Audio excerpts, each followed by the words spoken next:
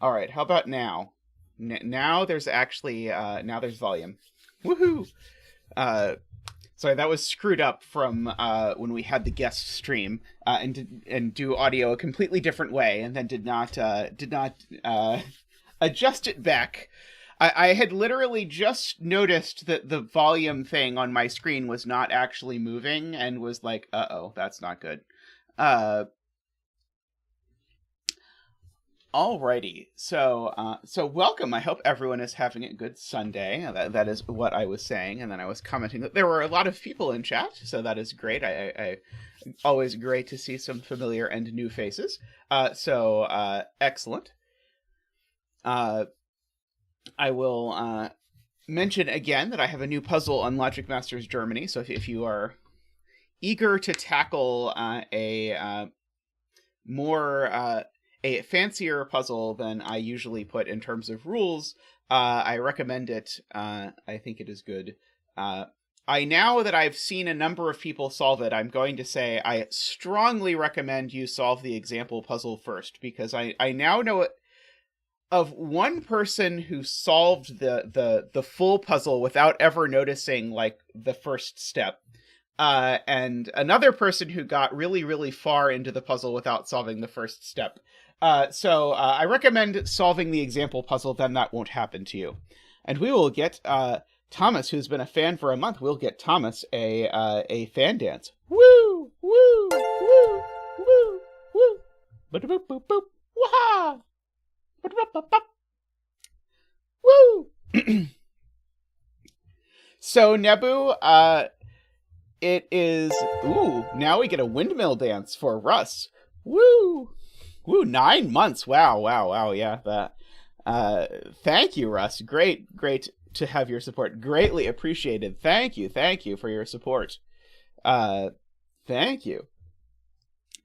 So the story behind the name Nebu is that when I was doing KNT's somewhat similar puzzle, although the puzzles are not that similar, but I think it's very clear if you look at them side by side that the fact that I liked KNT's puzzle a lot is why I made this puzzle, but the rules are completely different. But while I was working on KNT's Ubon, Cave, Crypto, JSUM's puzzle, I kept thinking of the Berlin song Metro, and so I just both had the song riding on the Metro stuck in my head, and then I played it over and over and over again. And so then when I made the puzzle, I decided that in honor of that song, which I had listened to probably 50 times while solving KNT's puzzle, that I would name the puzzle Berlin. So that is why. Which I realize it's self-cryptic, but that is how I typically do my titles. I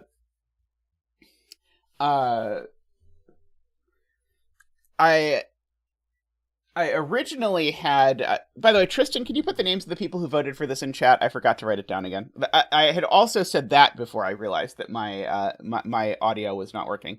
Yeah, I was not sure if I should post that explanation on LMD itself or not. I'm never quite sure how much of a sense of humor the average LMD user has. So, like, I generally am silly, but LMD seems not to particularly appreciate silliness or mirth, so I usually try and keep my actual LMD postings fairly flat in that regard, but but I don't know, maybe I'll experiment more in the future, we'll see. Alrighty, hey Nell, how are you doing?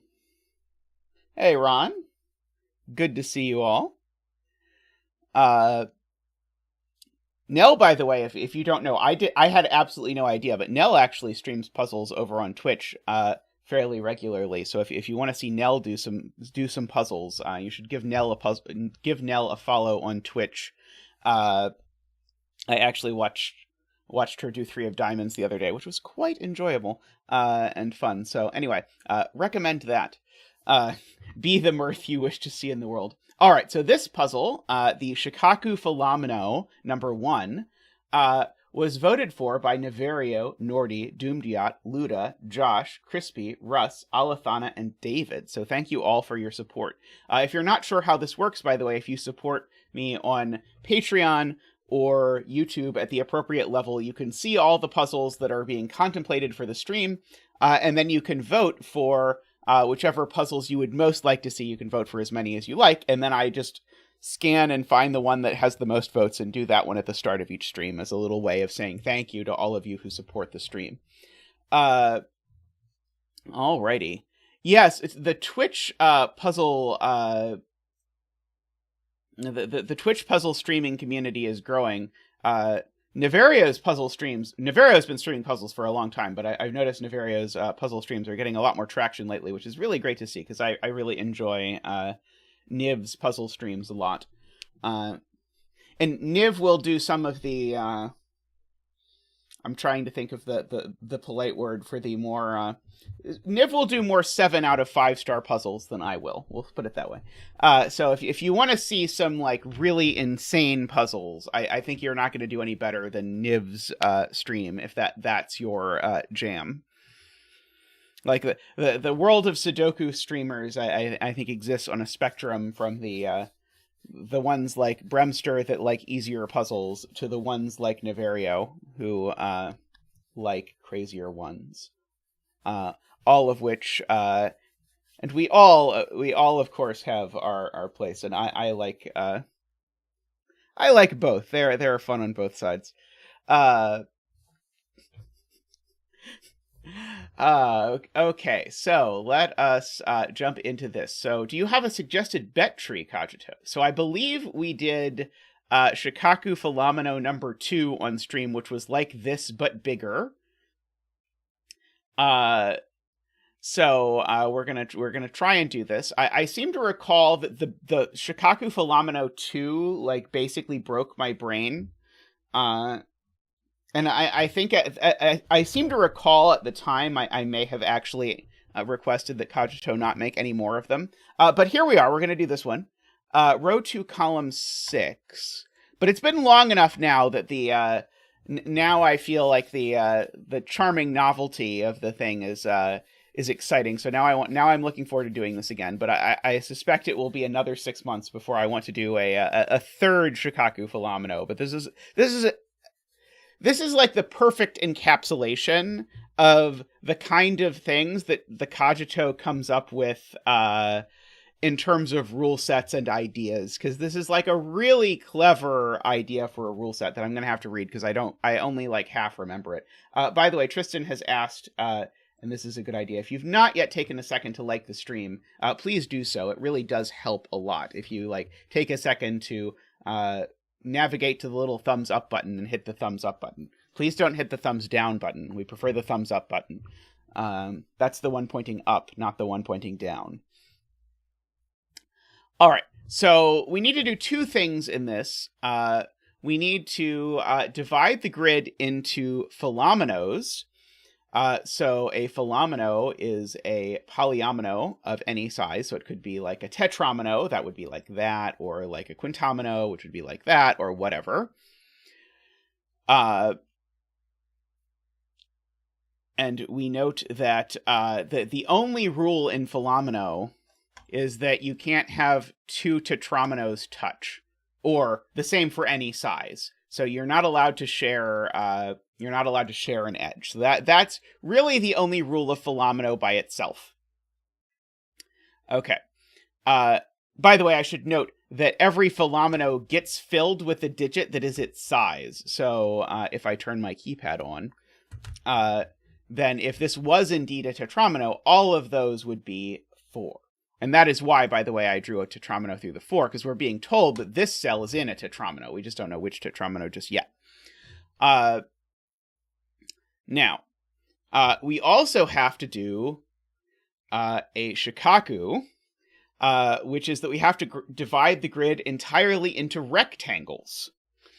And now, I think the rectangles don't go through the centers, right? The rectangles, I think, also go along the edges. I'm double checking that. Somehow in my head, I remembered that the rectangles went through the centers of the cells, and so those were on top of the fillominoes, but that seems not to be the case. So this would be, for example, a rectangle. And the number in a circle, so every rectangle contains a single circle, And the number in the circle must be the size of the rectangle. So in particular, a circle is going to be in both a philomino and a rectangle. So we could do something like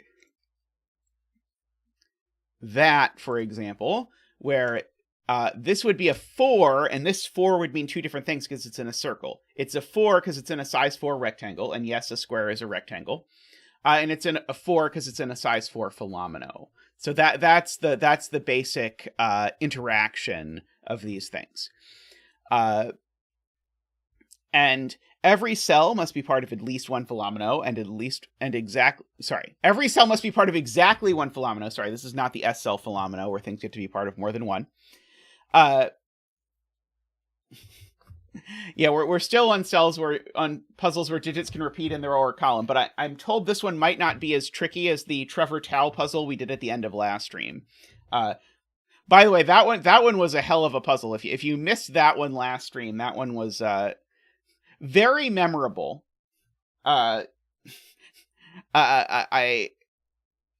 It was a very entertaining puzzle to solve because it was constantly in the range of like, I have absolutely no idea what is going to happen here. I think it ended up, and I'll be honest, it took 3 hours. It did not feel anywhere near 3 hours. It felt long, but I think it felt closer to 90 minutes than the 3 hours that it actually was. I quite enjoyed it. I will not request a sequel. We'll put it that way.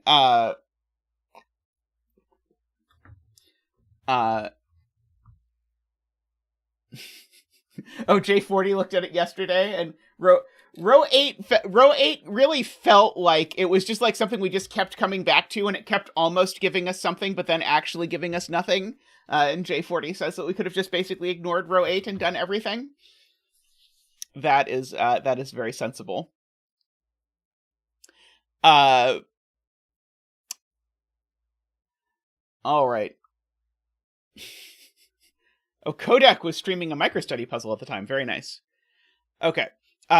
So we also have this rule. Every philomino must intersect with at least 2 rectangles. In particular, we will not get to do the monomino song, so we have to at once do the ba-da-ba-da monomino do do do do do monomino do do do do, because we won't get to do that in the puzzle because we're not allowed to have monominoes because a monomino can't intersect 2 rectangles. Sadly. And every rectangle must intersect with at least 2 philominoes. So we literally have to do something like this. We're specifically not allowed to have philominoes entirely contained in rectangles, or rectangles entirely contained in philominoes, or rectangles that are the same as the philominoes. So there's no 1s in the puzzle. That is correct. Now, note, we could have a 16 in the puzzle. That is totally okay. We just can't have a 1. Okay, so a thing to note, I'm going to use black border for rectangles, and I'm going to use color for ominoes. So I'm going to notice that anytime 2 circles touch, there must be a black border between them. And I'm also going to use my little gray to indicate 2 cells that I know are in the same rectangle. So remember, we're not allowed to have... Oh, sorry, this one I just drew in for no good reason. That's what Tristan's going to be telling me. That one's legit. I don't know why I drew that line down there for no reason at all. No, not at all, Tristan. Not at all. Not even a little bit.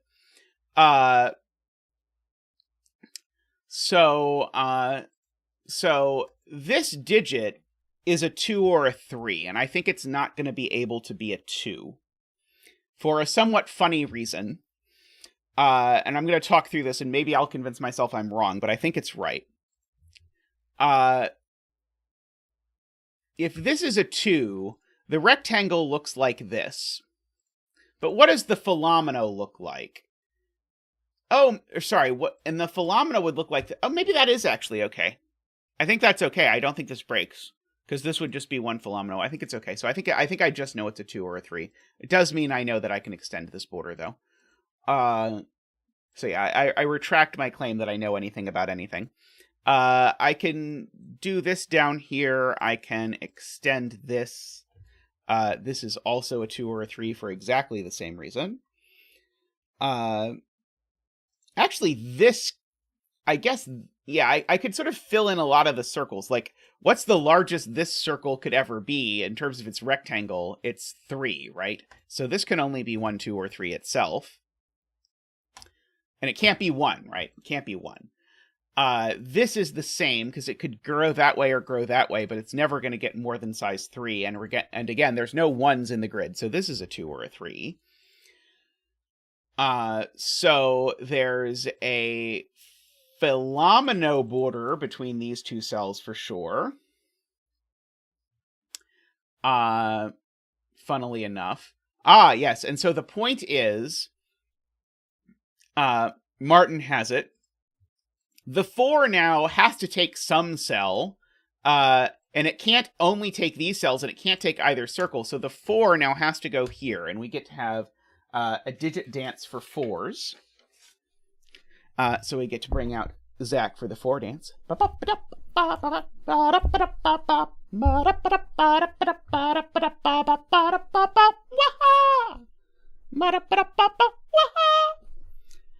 Thank you, Zach. Thank you. Much appreciated. So yeah, so this is in a foramino.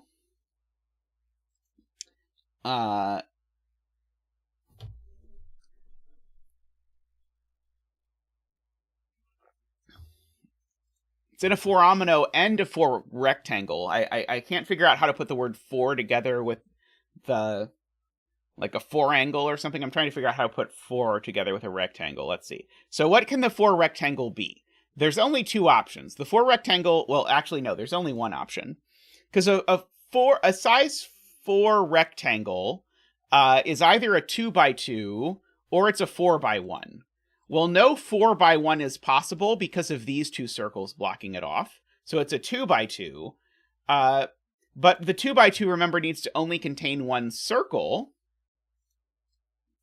And so it ends up looking like that. So that's the rectangle that this 4 circle is in, which now forces this down and forces this down. And now this can't have its rectangle. Neither of these can continue. And so now these are done because this is a rectangle. It's not allowed to like turn. So these are both 2, as is now known.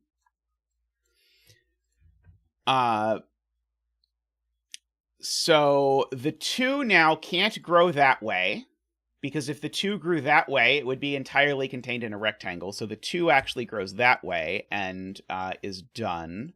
We'll make 2's red, or we'll try anyway.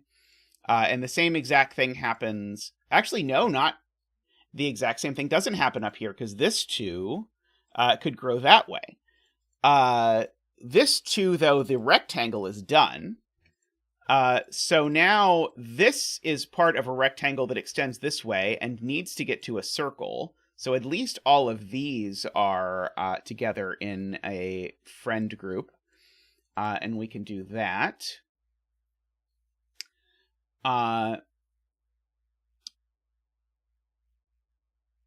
Right. If the 2 doesn't go here, then there's a phillomino border here, and then no phillomino can live back here. Because remember, the 4, I need something to break through this border. Something needs to be in here, because otherwise I have a phillomino entirely contained in a rectangle. So in fact, Chad is right, that is the 2. The 2 of phillominonology. Which means this is actually a 3. Which means the rectangle looks like that. Hey, Jacob! I hope you are doing well. Very, very cool. So now the 4 has to go somewhere, but who knows where. Not I as of yet. So row 1, column 1 is a 4, because what else is it going to be? That's very true. Thank you, Jim. This is one of those times where I quietly wonder how long it would have been before I noticed that. Let's see. I'm being told this is a 4.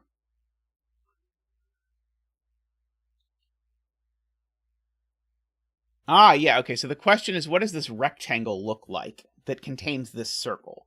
Well, it can't go further than that. So the rectangle that contains this circle could be a 2x2 or a 2x1, but it has to be a 2x2.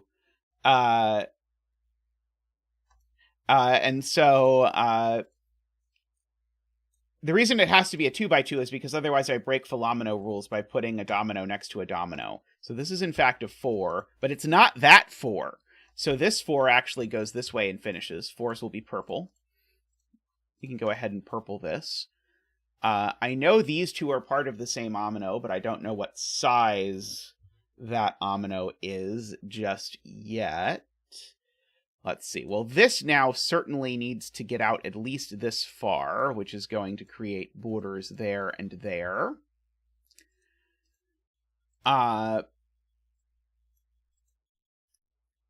This can't be a 2 because it's in the same philomino as these. So these two are in the same philomino, so they have the same number, and that number is not a 2 or a 4. So this is in a rectangle of size not 2 or 4, but at least 2, but not as much as 4. So it has to be exactly 3. Several people in chat were pointing out various aspects of that I was missing. So yeah, so in fact, this is definitely a 3, and that's a 3. I'm going to actually remember to fill it in this time. Bold of me, I know. Okay. I guess this 4 could even come down here, couldn't it? Probably can. These are definitely in the same rectangle. But this rectangle can't have size 3. That's cute. So this 3-omino, no matter where the triomino goes, it's going to touch this cell. And so therefore this cell absolutely can't be a 3. But by rectangleology, it can only be a 2 or a 3. So it in fact is a 2. So we can go ahead and do that. Okay, this is going to be red, although it's not done, but we'll give it a thing. I'm going to go ahead and make 3s green just for... I don't know, for no reason whatsoever. 4s are purple, so this is going to be a purple. This is going to be a green. This is not advancing the solve in any way. This is just for my amusement. Okay, so... being told the bottom rectangle extends. Right. If I ended the rectangle here, this is microstudies point. If I ended the rectangle here, then this cell now has no friends. So the real question is, where is this cell getting a friend? And the answer is only there. And so this is at least a 4. But is maybe larger than 4, who knows? I know this digit can only be a 2 or a 3. I really think it's a 3, but I haven't yet found my natural proof that it's not a 2. Oh, okay, I can prove it's not a 2. I think it's just 2 cases. If it's a 2, what does it look like? It either looks like that, which breaks the philomino, or it looks like that. So I should say, if this is a 2, what does the philomino look like? And so the philomino either looks like that, which breaks because it's a 2 touching a 2, or it looks like that, in which case this 3-omino is forced to occupy exactly the same cells as the rectangle, which breaks. So this is always a 3. At least that's my my way of explaining it. I feel like there is probably a more elegant way than a proof by cases, but proof by cases is the way I saw that. Once I suspected it was true, and chat also suspected it was true. Okay, so that means I know what the rectangle looks like. Which means this rectangle needs to go down now.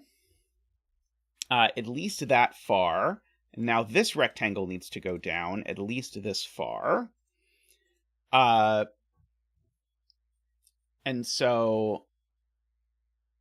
yeah, this isn't a 3. This isn't a 3. I saw that this isn't a 3 because it would create a 5-cell 3-omino. But that tells me actually where this 3-omino finishes. So that has to go down. So now this 4 has to go down like that. I'm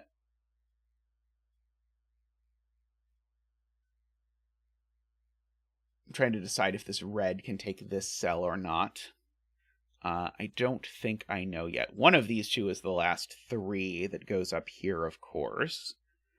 Trying to decide if this goes down and makes it a 3, if that's going to be a problem. Might or might not be a problem.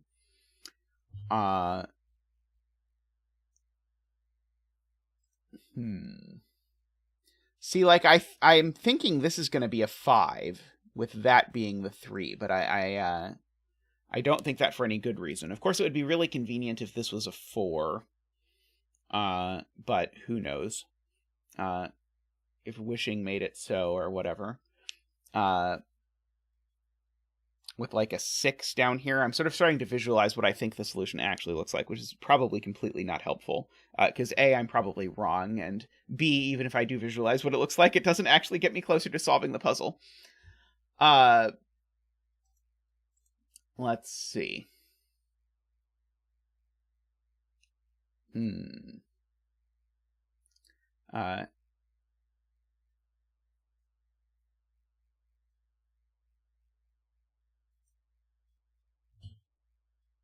I saw someone claiming this can't be 2, but then retracting that it can't be 2. Okay, so Isabella has a good point, which is that this 4 can't go down. If this 4 goes down, I create 2 stranded cells over here that there's no antidote for. Because I can't have any monominoes, and they can't be a domino, and I can't fill them both with 4s. So if this 4 goes down, it's just kaput. Now, that means this 4 either goes that way, in which case it finishes, or it goes that way, in which case it does that. So I think there's 2 universes, one in which this tetramino does this, and one in which this tetramino does this. I don't know which I think it is that happens. I certainly can't rule either of them out with what I know at the moment, but maybe chat sees something.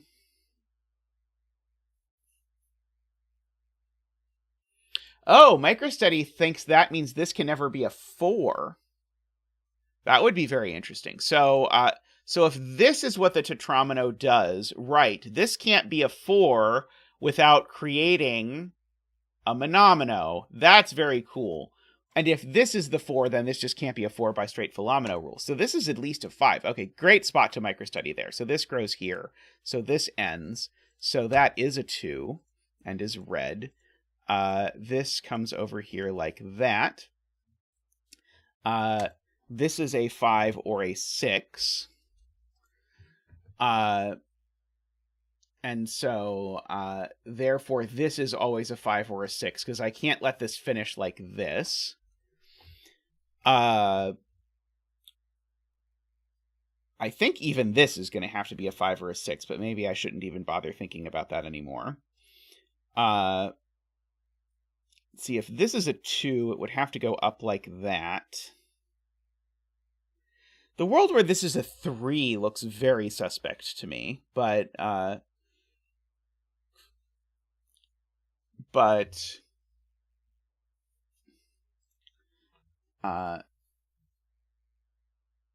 people are saying I should count cells.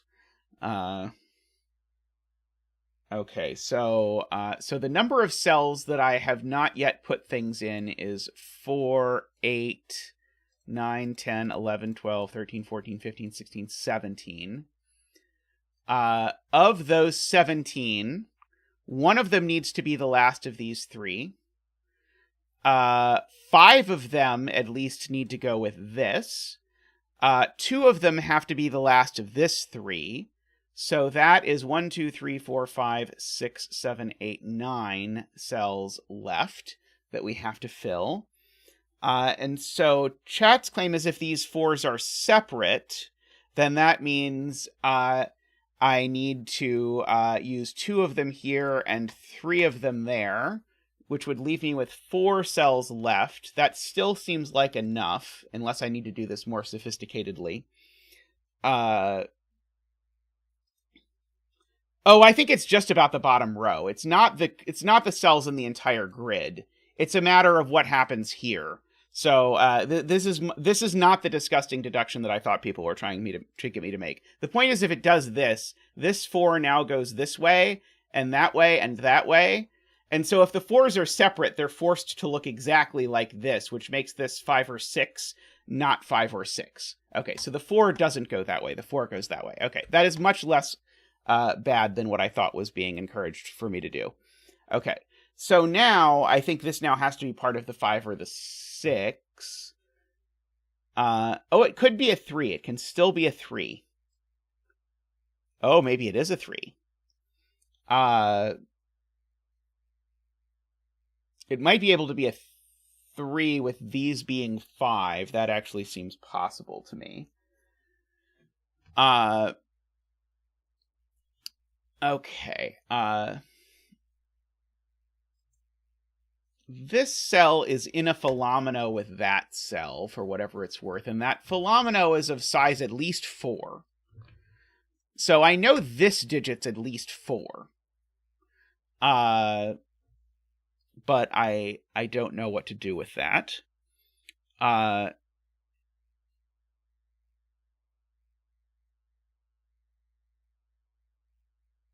Oh, good point. Okay, so JLib has a good point. So I was contemplating the possibility that there's a 3 over here, but that breaks.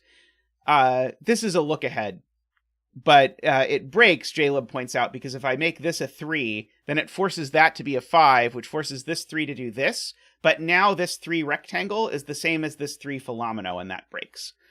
So this can't be a 3. So indeed, if this can't be a 3 and it can't be a 2, then it's part of the 5, 6.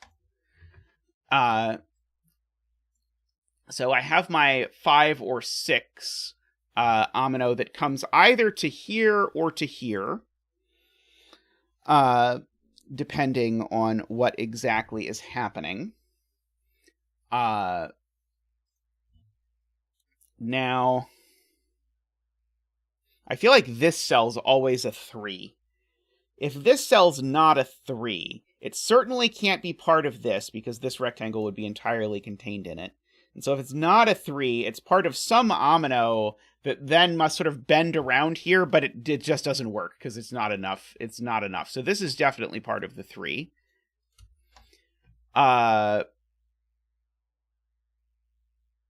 Oh, could it be a 2? Maybe it could be a 2, actually, JLib points out. I think it could be a 2.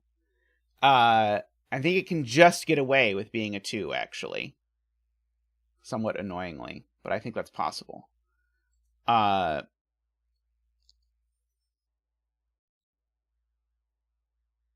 Maybe it's this cell I should ask about. So this cell, it's not of size 2 or size 4. So it's either of size 3 or it's of size too big.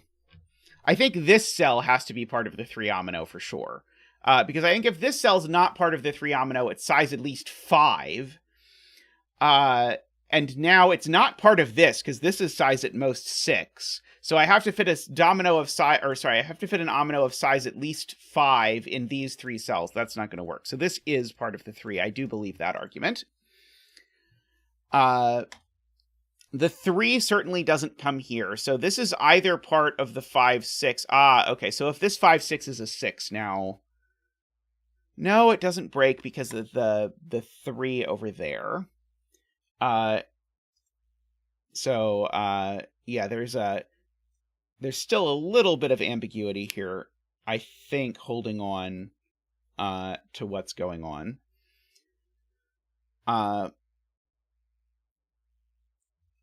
So this certainly can't be the 3.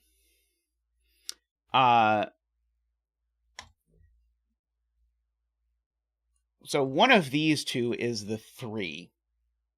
If that's the 3, I think it just works because I can just fill a domino down here and make these a 5. Let's see. People are interested in whether row 3, column 6 can be a 3. I think we've proven a long time ago that it can't, right? I think it's only a 2 or a 4. But let me double check that. So if this was a 3, yeah, if this is a 3, it just creates a monomino. Yeah, I think we did that a long time ago. So this is only a 2 or a 4. Does that help?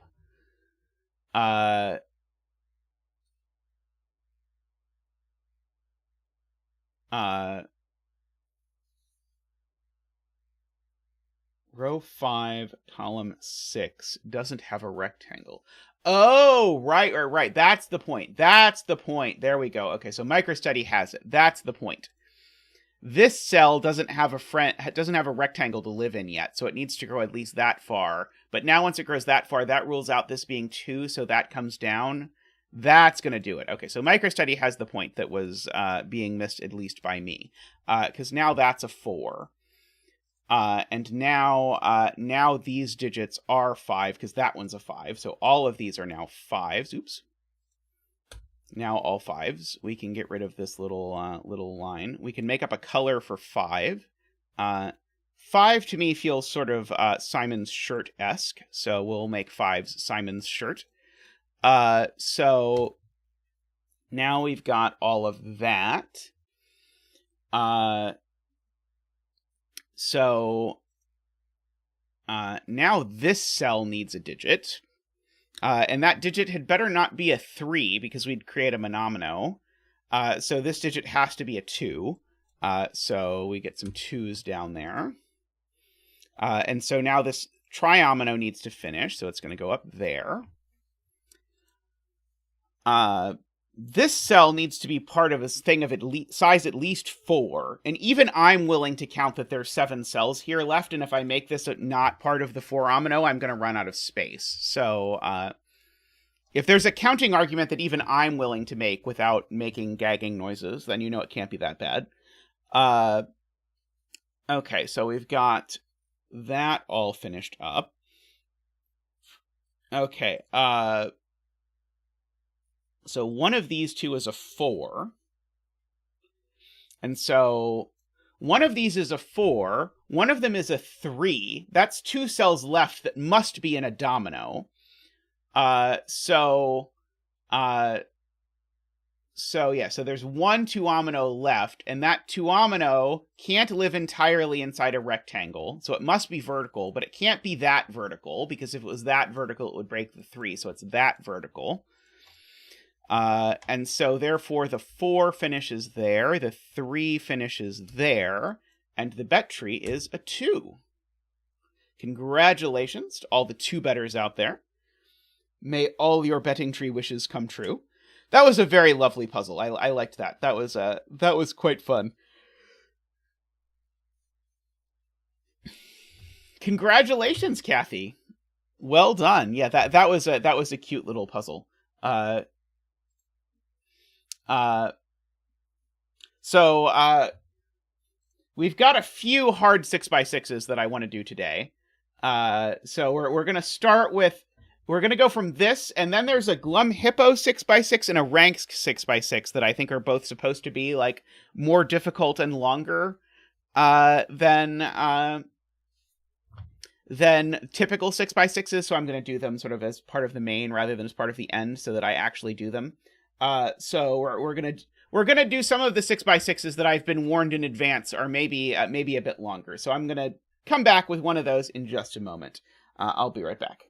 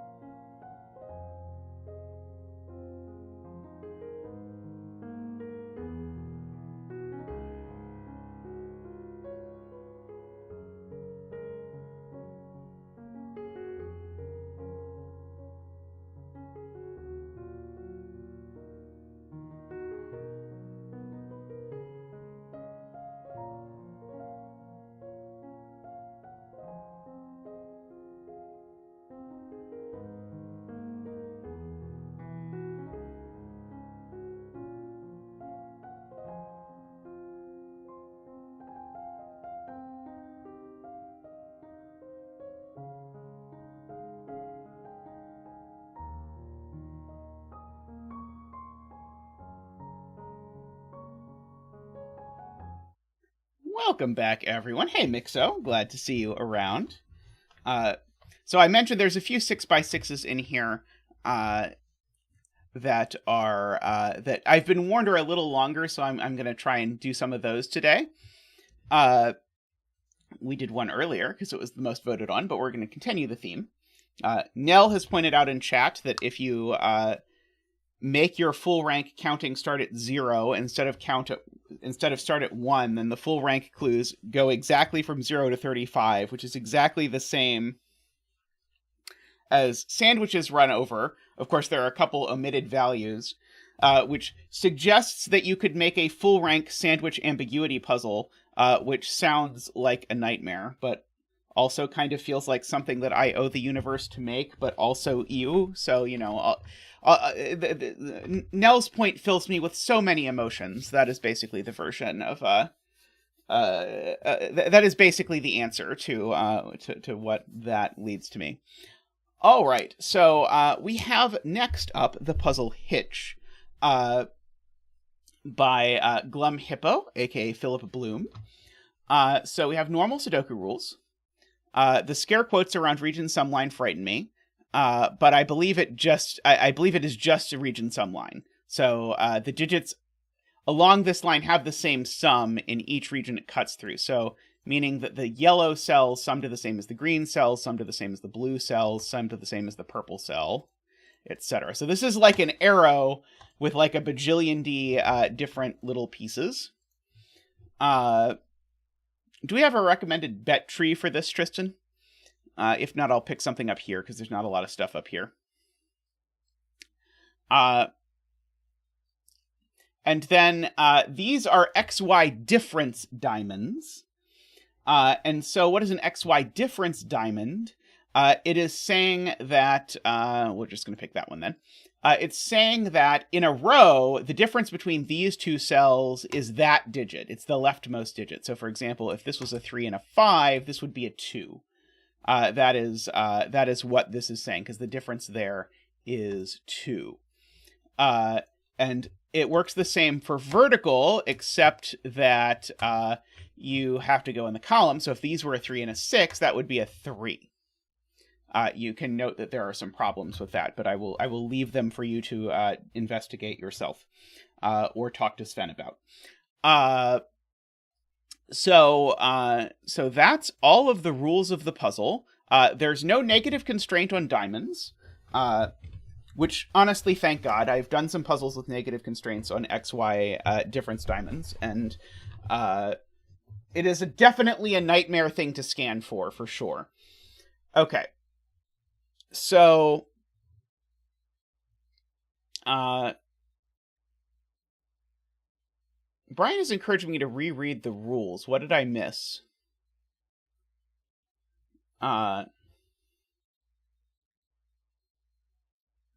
So, these two digits are the same because this is a region sum line. And so, these, for example, And so Jay Dyer is already pointing out, I know some things about the sum. So, for example, the sum is at least a sum of at least 2 digits, so it's at least 3. But it can't actually be 3 because it would make these 1 and 2.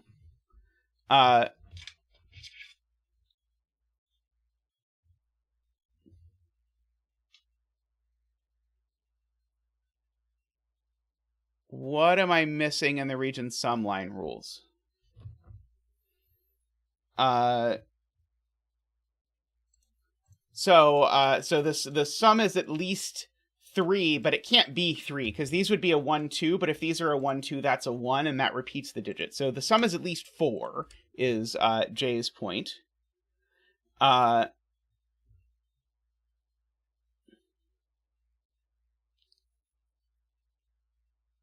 Oh, the point is that this works the old way.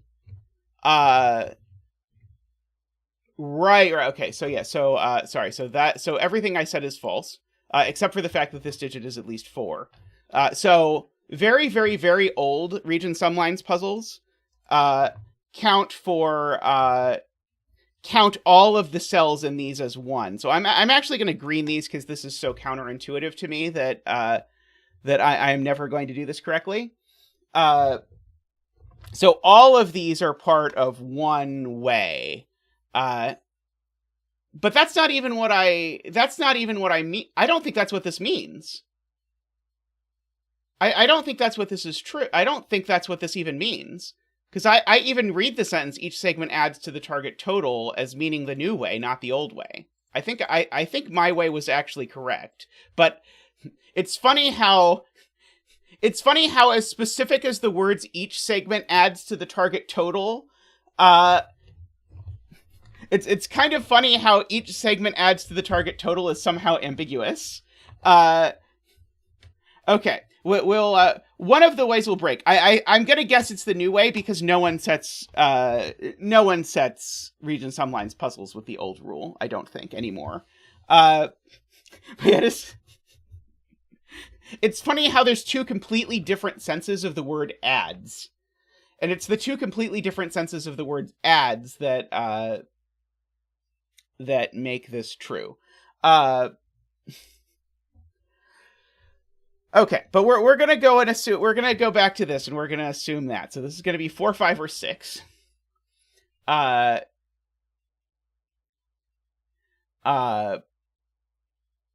so if you wanted it the other way, you could have just drawn the line so that it did it the other way. Okay, so what if the total is 4? If the total is 4, then every one of these is a 1, 3. And in particular, the problem with that is that puts a 2 in 2 spots in column 1. Because the only way to sum to 4 is as 1 and 3, and both of those have a difference of 2. So the point is the difference of these 2 is different. So these are a 5 or a 6. And so the difference is either, so either, right, and then these are either both ways to add to 5 or both ways to add to 6. If it's both ways to add to 5, then those ways are 1, 4, and 2, 3, which would mean these would be a 1 or a 3. And if it's both ways to add to 6, one of those is 1, 5, in which case the difference is 4, and the other is 2, 4. Oh, it can't be 6 either. That's the point. If the total is 6, here's what happens. If the total is 6, that means one of these diamonds is 2, 4, but that's not a valid option because 2, 4 would put a 2 in the same row with a 2, 4. So actually, the total is 5. And we will get Microstudy's favorite digit dance.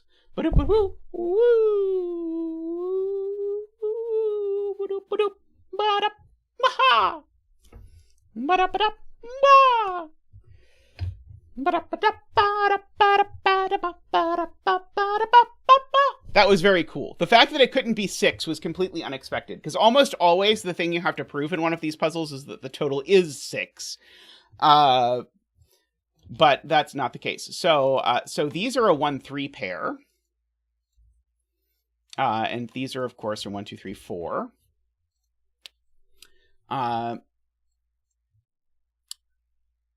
Okay.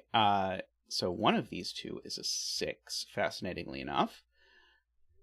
Okay, so this is, of course, in fact, actually, all of these are from 1, 2, 3, 4. Of course, this one's not a 1 or a 3, so this one's not a 2 or a 4. J. Dyer confirms that the old definition of region sum line definitely breaks. I trust Jay. This is a 1 or a 3 for exactly the same reason, Jaleb points out, because it's either the difference of 1 and 4 or the difference of 2 and 3. So that is a 1 or a 3. Let's see. Okay, so one of these two cells is a 5. Is that interesting? If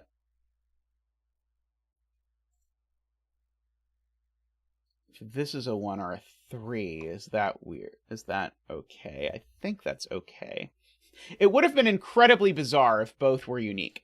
I'm going to note the 5 in this box is up here, so I note the 5 in this box is down here. Sorry to 5 betters of the world.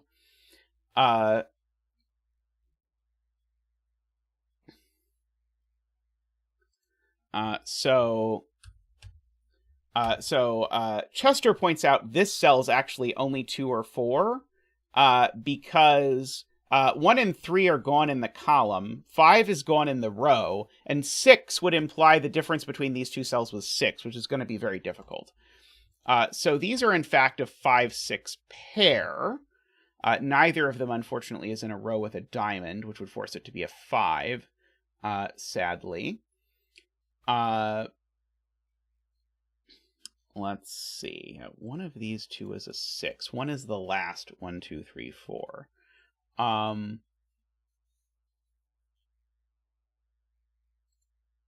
Right. So the point is that immediately tells me that this is a 1 or a 3, because what numbers have a difference of 2 or 4 from 5? Small chance of it being a 7, but I'm not going to bother marking it yet. Okay. So I kind of want to think about what these two dominoes do. Because these, remember, these are a quadruple, an honest quadruple. And so that means in particular, this needs to be yellow, this needs to be green. This is green. Let's see. Do I know anything else about the color of the world? I don't think I know what's going on with that one. If this is green, that's green. I don't know if that's a problem.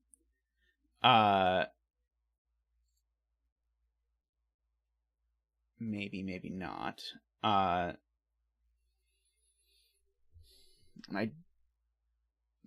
specifically don't know whether this is yellow or green, because both 1-3s are definitely up here somewhere.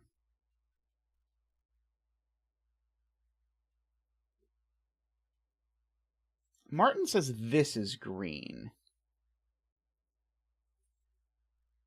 Why is it a problem if it's yellow? What am I missing? I'm sure I am... Oh, it's something to do with this math. Right, okay. So the fact that these two... Right. These two have a difference of this one. Another way to say that is these two sum to 5. And so this is green just by definition of how diamonds work. So this is yellow and yellow. That was a very good spot to Martin. So this is yellow and yellow. So this is the yellow 1-3. Just by Sudoku on yellow 1-3s. This is the green 2-4 by Sudoku on green 2-4s. That means that these are yellow because of that. This is a 6 because of that. This isn't 1 or 3. This isn't 2 or 4. That's now green. This is now the 6 for the column, because the column is nearly complete. One of these two is 6 for sure, and it's not that one, apparently. Who knew? I put an extra 6 in the grid and it mattered. These two... Doesn't this have to be a 5 for exactly the same reason, right? Right, this digit is... yeah, I think this just has to be a 5. So, there's two cases to consider.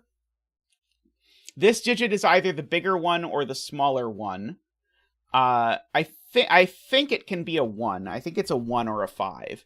If this digit's the bigger digit, then these two sum to this digit, and we know they sum to 5. If this digit is the bigger digit, though... Sorry, that's if this is the smaller digit. If this is the bigger digit, then this needs to be a 1. So I think this can be 1 or 5. Which is sufficient to place this 6, which makes that a 5, and that a 6, and that a 5, and this a yellow 2-4.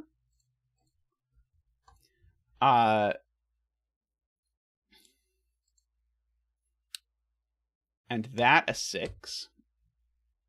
And this green of some flavor. And this green of the other flavor. This is yellow. It's the yellow 2-4.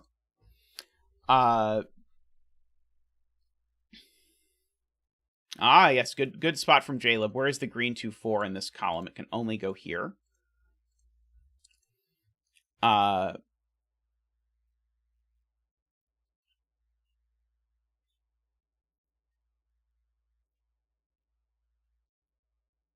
Yes. Okay, so the Philippe has it. This cell can't be a 1 because it sees both the yellow 1-3 and the green 1-3. It's funny because I feel like that's sort of like a get out of jail free card, because I feel like it would be very easy to argue that this had to be a 5 and be wrong. So I assumed it was going to be a 1, but actually if you just completely miss it and fill in a 5, you get the right answer anyway. So we get all of that because any cell that sees both a yellow 1-3 and a green 1-3 can't be 1 or 3. That's the point. Okay, so this is a yellow 1-3. So this is a yellow 2-4, yellow 1-3. These digits are both green. If this is the odd green, then it's going to plausibly work. If this is the even green, the difference of these two is even, and that's not going to work for lots of reasons. So this is the odd green, and this is the even green. So that 2-4 looks over there and makes that a 1-3 and that a 2-4. And now, what we are doing here is to look at that cell, which is now a green 2-4. This is now not a 1-3. This is now not a 2-4. So we've got all of that. I don't really need my purple coloring, but I do want to keep the rest of my coloring.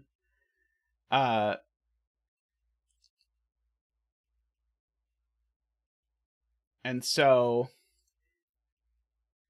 there's two possibilities, which are 2, 3... Oh, no, 2, 3 is not possible, because 2 and 3 are the same color. So if this is a 2... So here's the point. If this is a 2, this is a 1. So, because it can't be a 3, but that would make this also a 1. So that's silly. So this, in fact, is not a 2 at all. It's a 4. And so that has made all of these 2s. And if those are 2, then these are 3s. And therefore, the last remaining yellows are 1s. So congratulations to all the 1-betters out there. May all your betting tree wishes come true. It was only somewhat complicated to come up with a way to articulate that logic that put the betting tree filled in last, but we got there,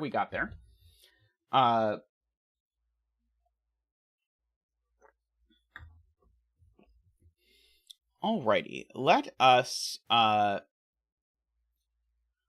Rangsk 6x6 next. So I know Rangsk was very excited about this. So this is a region some country road puzzle. I don't know if Rangsk is around or is asleep or whatever. Oh, hey, Glum Hippo! I really enjoyed that. That was very cool. Thank you, Glum Hippo, for the donation, saying, "Can I hitch a ride with you guys?" Thank you. We'll get you a little donation dance. Boop boop boop boop boop boop boop boop boop boop boop boop boop. Woohoo! Ba-doop-a-doop. Woohoo! Ba-doop-a-doop. Waha! Thank you so much, Glum Hippo. Much appreciated. Great to have you around the community.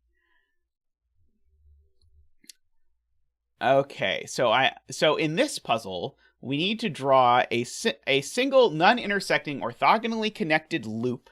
So orthogonally connected in this case, I believe Rangsk is just communicating I'm not allowed to do that. It's really funny. That's the kind of rules ambiguity that you would just literally never see yourself. Like, it was funny that it was then completely ambiguous, but there's just no way anyone would ever see it the other way. That's true. It could be orthogonally connected, and it's that kind of orthogonal. That's true. That's true. We should. We're not at all going to, but we should think about that possibility. Tallcat has said a J. Dyer deconstruction. I look forward to that. I do love a good J. Dyer deconstruction. That is my definitely my favorite deconstruction genre. All right, so we want to draw a single blue loop through the grid that visits each box exactly once. So that's the country road rule, if you've not seen that before. Is in a country road, it's a type of pencil puzzle. You have to draw a loop that visits each region exactly once. In this case, the regions are the regions, which I suppose makes sense. So is it just going to be one of the rules that you have to avoid having 3 boxes end up in a row, Tallcat? That is a necessary rule to solve the puzzle? That would be fun. I don't think it actually would be. I think it would be terrible, but it would be funny. So the number in a circle tells you how many cells are visited. So you could visit a box twice. You could do that. To Jaleb.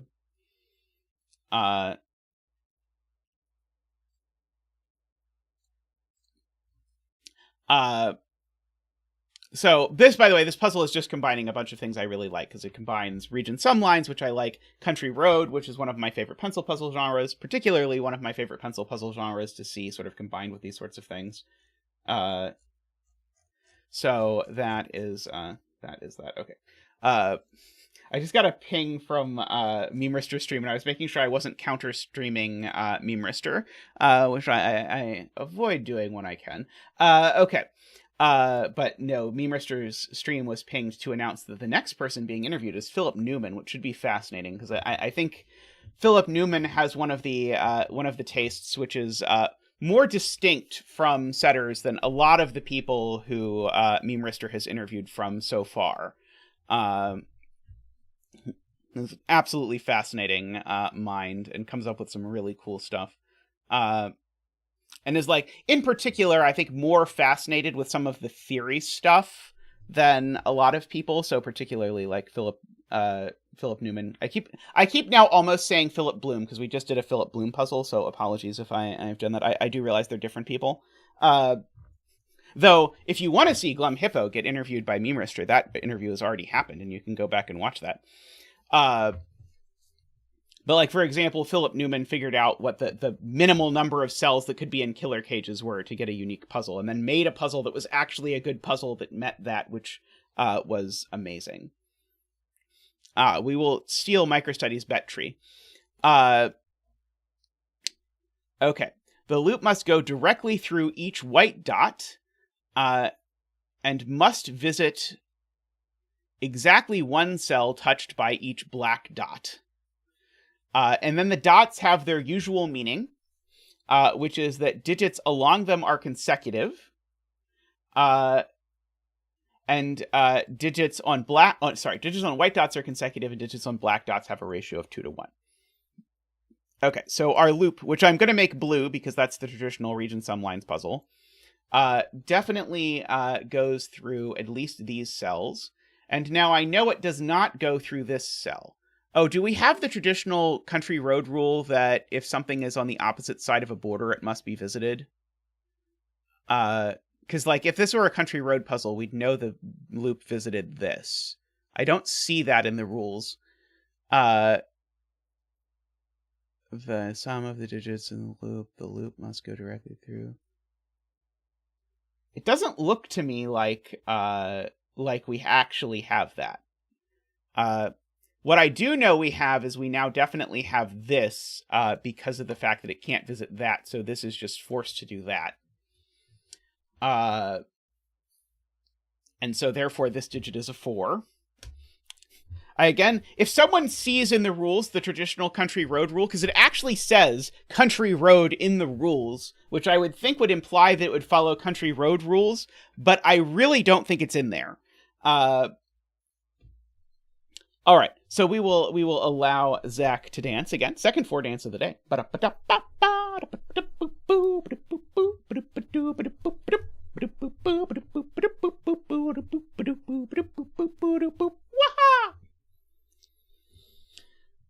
Thank you, Zach. Thank you. Much appreciated. This, by the way, is unvisited. Oops. Because it's on the other side of a black dot. This is either a 1-2 or a 3-6. One of those. Okay. So the sum is at least 10. So we can't have the circle be... Well, this circle can't be any smaller than 3. Because if it was a 2... then I'd have 2 digits, including a 2. So this is at least 3 in order to get that. It's certainly not 6. Because if it were 6, I would know the sum. Well, I mean, it would break the black dot. It would make the sum 21, which it can't be. It would break all kinds of things if it was 6. In general, at the very least, I think I know that every circle is at least 2... and at most 5. Certainly the one that's on a black dot is not 5. I don't think this one can be 5, just for pencil puzzle reasons. Because if this wants to be 5, it doesn't have to be at least 3 if it's not on the loop, Jay. So if the circle itself isn't on the loop, then it can get away with being a 2 if I have, like, say, a 5 and a 6 on the loop. So this one can't be 2, that one can't be 2, but as far as I know, this one could be, for example. That's basically where my brain is at. So, Carl, I agree with, I can't visit I can't visit 5 cells in this region without visiting both cells on the black dot. I'm trying to think of a clever argument for why that's the case. Like, I mean, but I don't think there is one, but it just can't happen. And I think it is, funnily enough, it's because it's at this corner even. Maybe there's a smart argument for it. I guess the point is, how would we visit this cell? Yeah, I don't know. I'm very convinced this can't be a 5, but I don't have a smart argument for it at all. So I will just be honest with you. Okay, so now, this over here could be one of 2 things. It could be 1-2, or it could be 3-6. But if it's 1-2, that's a huge problem. Because if this was 1-2, it would force this dot to be 3-6, and that's not going to work. So this is not 1-2, this is 3-6. And so this is from 1-4, just black dot stuff. Either way, this is always the last cell the loop visits, because the loop can't get to this cell in any case. It's going to take all of my oomph to get to here. I'm either going to go that way, or I'm going to go that way. Always going to get a segment like that. Going into here. Okay, so this is a 2 or a 4, and funnily enough, it's going to be a 2 or a 4 regardless. So this is a 1, 2, or 4. This, funnily enough, can't be a 1, Because if this cell is a 1, it makes that a 2, but now these are the two cells I visit, but one of them's a 1, and the title is too, total is too small. So these are actually a 2-4 pair. All of that works with this. Oh, sorry, no, not all of that works with that. The 4 doesn't work with this. This is a 3 or a 5.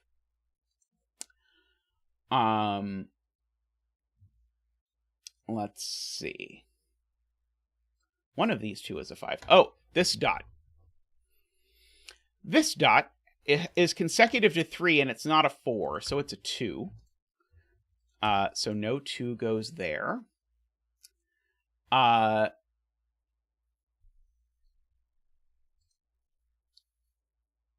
Okay, if this is a 6, is the total too big? So if this is a 6, what's the total? The total is at least 13, right? No, that just works. In fact, I know that these are a 1-5 pair, for whatever that is worth.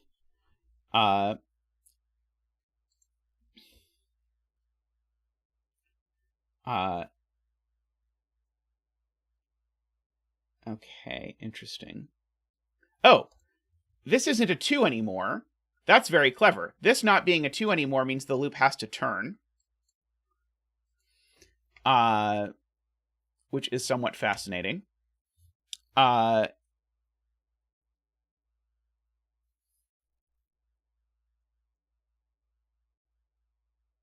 See, it feels like it...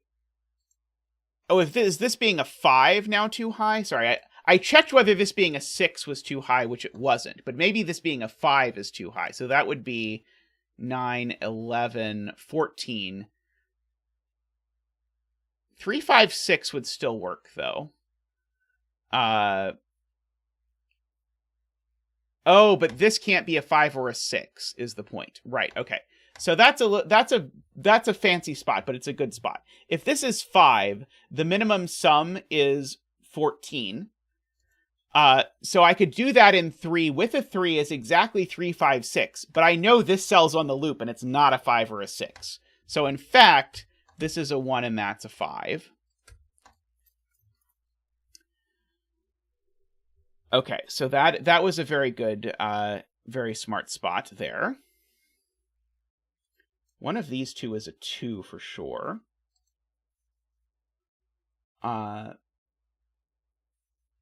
These cells up here, I should fill in are a 5 and a 6. So this is a 1, a 2, or a 4.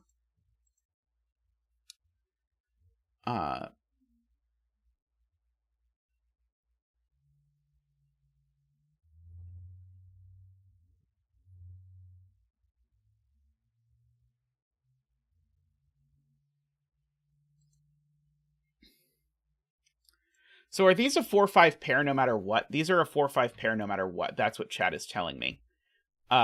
Because either this is a 3, in which case because of this 1, these are 4 and 5, or this is a 6, in which case because numbers, these are 4 and 5. So chat's point is these are always a 4-5 pair, and therefore that's a 3, and therefore this turns. And so now this only has a couple possibilities based on what this sum is. So either the sum is 10, in which case this is a 1, or the sum is 13, in which case this is a 4. Well, I know which one of those it is. That was very clever, by the way, to setting. It did not occur to me that this was always going to be a 4-5 pair at all. But notice this can only be of those 1, and so therefore that's a 3 and a 6. Like that. That's the 6, that's the 2 for this box. Ergo, that's not a 2. This is the other 3 or 5. These are a 4 and a 6. These are a 1. Better not be a 1 and a 4. Wait. Oh, it's because those aren't a 4 and a 6. Those are a 2 and a 6. These are a 1 and a 4.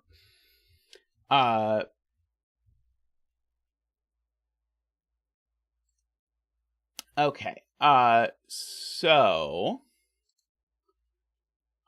we have all of this going on. So, right, that 3 needs to go in this box, so it goes in that box there.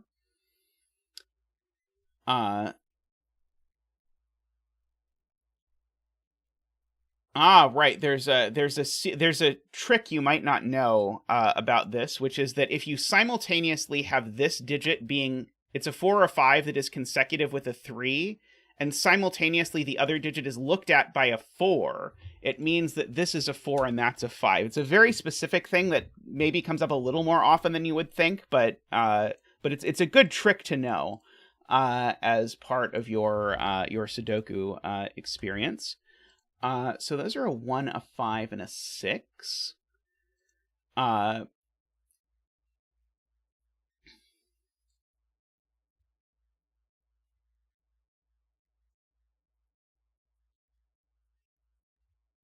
So if it goes this way, this is Jay Dyer's point. If the path does this, the absolute maximum sum I could get would be 9, but the total is not 9.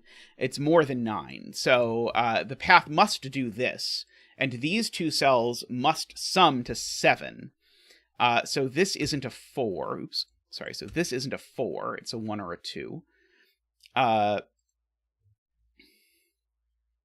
It is a fair point that 5 numbers never add up to 10. So these are all 3s. That's a 5. And so now this loop is actually forced to do this because I only get, I get exactly 2 more cells. One of them is a 5. The other 2 must add to 5. The 3 is there. I'm never getting the 3 and the 2. So I must get the 1 and the 4. The only way I can get them is this. That is a very good spot to, Jonathan was the one who noted that. Okay. So now I know the loop's not visiting over there.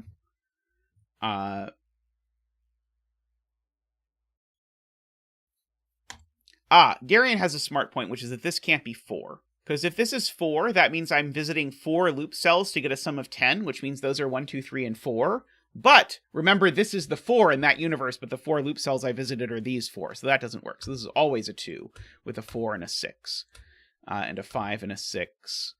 And so this loop just keeps right on going, straight through the station. These 2, remember, needed to sum up to 7, so that's the 2. These are less 2 than they once were. We have a Jovi wing on 1s, putting a 1 here. Which makes that work. So now, if this takes this cell, then that would be a 6, which seems fine. Or if this takes these cells, these would have to be, right, okay, so that's very clever. So this either goes this way or it goes this way. The funny thing is it can't go this way because I would need these 2 to sum to 7, and it can't be 1, 6, 2, 5, or 3, 4. So it can't go that way. It always goes this way. And we have our loop. And therefore this is a 6. And so that's a 2 and a 6. And so, let's see, and therefore that is a 2 and a 4, which is going to give you the 1 and the 4, and the 5 and the 1, and then our last digit is a 5. Congratulations to all the 5 bettors out there. May all your betting tree wishes come true. And congratulations to Rangsk on what was a very cool puzzle. I really enjoyed that. I think this would be a lot of fun to do in a 9x9 or something like that, or maybe like a build your own irregular sort of thing. But that was very adorable. I enjoyed that a lot.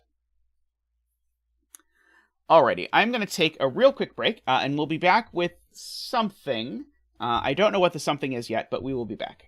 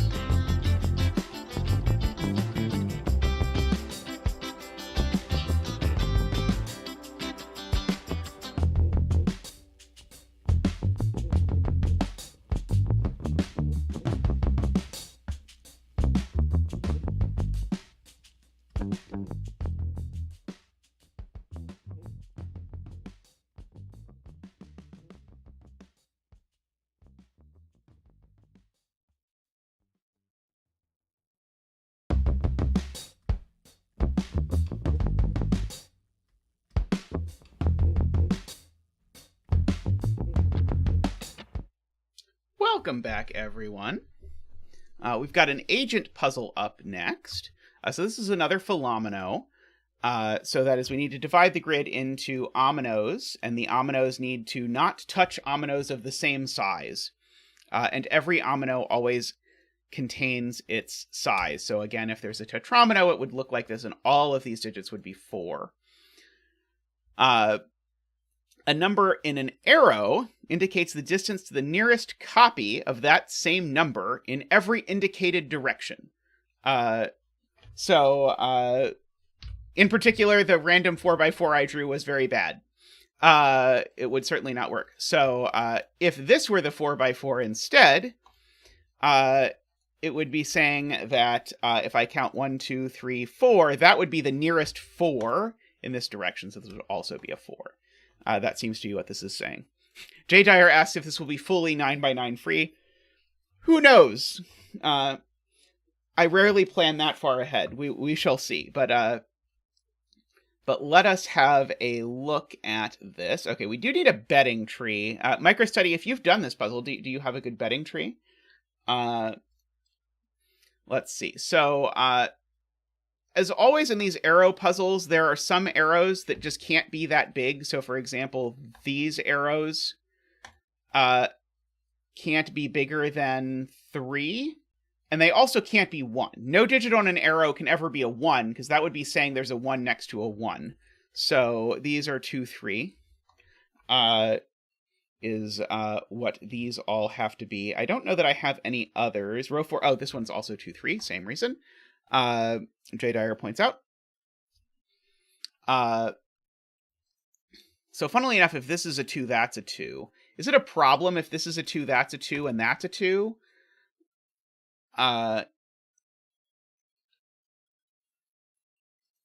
If it is, I don't immediately see it. But I should go ahead and I should draw in borders just so that I can see them. Yeah, let's put on row and column labels. I don't know how they got turned off. This is always my least favorite part of Sudoku Pad, is trying to find where the menu that says that is. Okay, never mind. I know what's going on. Because this phillomino can only grow in these directions, and so, therefore, this is a tetromino, because these need to be 2 or 3, but they can't be 2. Because both of them are forced to grow into a common cell. So, in fact, this is a triomino. Ta-da! We get to do the triomino dance. Ba-ba-ba-doo! Woo! Ba-doo-ba-doo! Woo! Ba-doo-ba-doo! Woo! Ba-doo-ba-doo! Woo! Ba-doo-ba-doo! Woo! Doo-ba-doo-ba-doo! Bop-bop! Waha! Thank you, Zach. Thank you. So I guess this time 3s will be red. And I should finish drawing in all of those other borders, although I'm not yet committed to whether I'm going to just stop drawing borders at some point or if I'm going to maintain my borders. So I need to fill in some 3s into the grid. So 1, 2, 3, that's a 3. 1, 2, 3, that's a 3. 1, 2, 3, that's a 3. 1, 2, 3, that's a 3. 1, 2, 3, that's a 3. 1, 2, 3, that's a 3. Okay. This digit now must be at least 4, actually. This is 4 plus.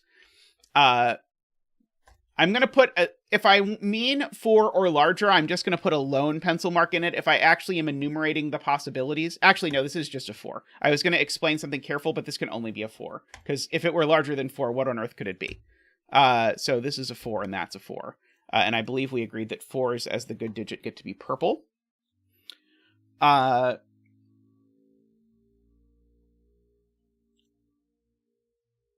Okay.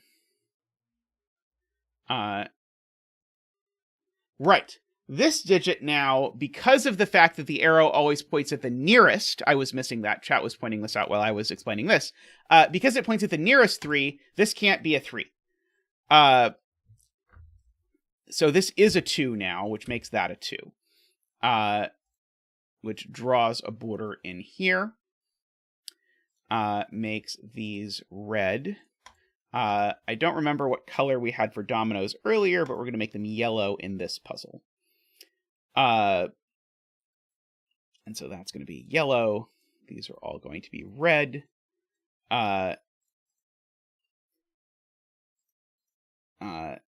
We've got some borderage going on here. Right. Same point with this 4, actually. The 4 can't go into this cell, because if the 4 went into this cell, this digit would be a 3, and there'd be all kinds of problems with the world. So, in fact, this is the 4. That's not a 4. So it's either the 2, or it's something much larger than that. Those are the options. In the world in which we live. This can't be a 3, because again, same reasoning. So it would be too close to this 3. It would be closer than the other thing.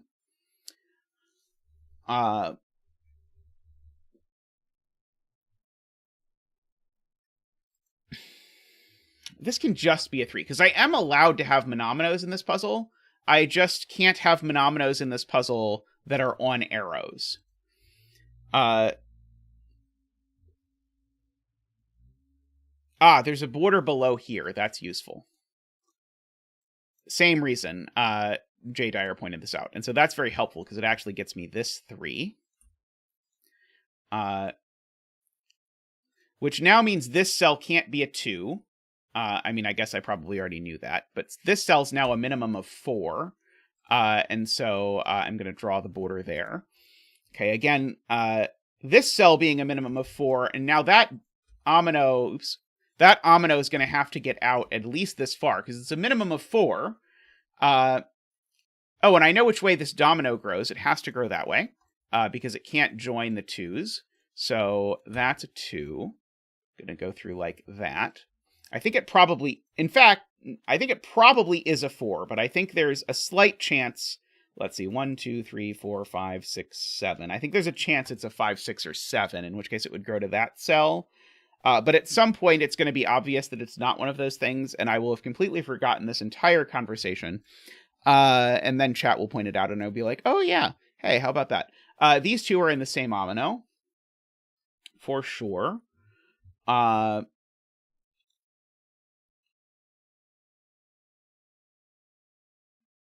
Must be a border below row 5, column 1. Right, that's true. If this 3 went down, this is Jonathan's point, we'd count 1, 2, 3 in, and we'd put a 3 here, but that would be a huge problem, because then I'd have 2 3-ominoes touching. And the phillomino world is incredibly homophobic, apparently. So we're not allowed to do that. So we have our 3 there. So now this is either a 2 or it's at least a 5.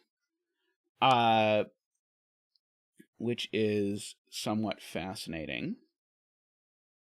1, 2, 3. So if this is a 2, that becomes a 2, which is, I think, fine. A little weird, but fine. If this is at least a 5, then we're talking about going to at least here.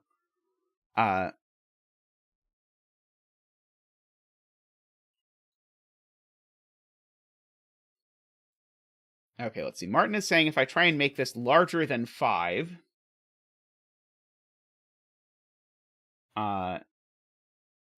if it's larger than 5, the problem is that this arrow sees itself. Okay, so so Martin's argument is this is a 4 or a 5. And then Martin says if it's a 5 specifically, that's a problem because it would point to 1, 2... it would point to 1, 2, 3, 4, 5. It would point to a 4. So it's not a 5 either. So Martin has argued convincingly that this is in fact a 4. Very good spot. A little bit unfortunate, but what can you do? So this grows, but it can't be a 3 or a 2. So it grows again, but it can't be a 3, so it grows again. So whatever this is, it's now, and it can't be a 4 either, so it grows. But it could grow this way. But this is now a minimum of 5. 1, 2, 3, 4, 5. So we're pointing at least this spot. And we can't go higher than 7. So this is a 5, 6, or 7.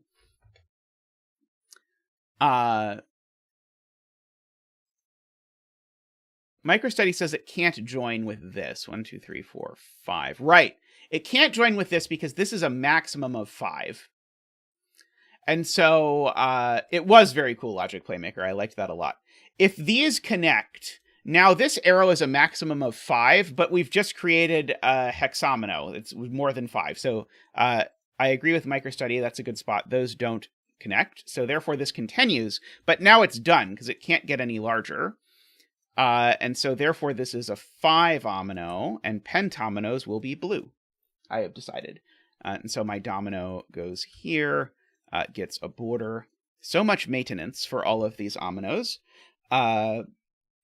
What can you do? Okay, so let's look at this digit. So what is this pointing at? It can't be a 1. It could be a 2 pointing at a 2. It can't be a 3 pointing here. It can't be a 4 pointing here, a 5 pointing here, a 6 pointing here, or a 7 pointing here. So the only thing this can be, and this is J40's point, is a 2 pointing at a 2. So these are both yellow. Therefore, of course, this isn't yellow because it would join 2 yellows, and therefore this is not yellow either. So this now can't be a 1, a 2, a 3, a 4. So this can only be a 5 or a 6, and it's not a 5. So in fact, it can only be a 6. Uh-oh, I broke the puzzle.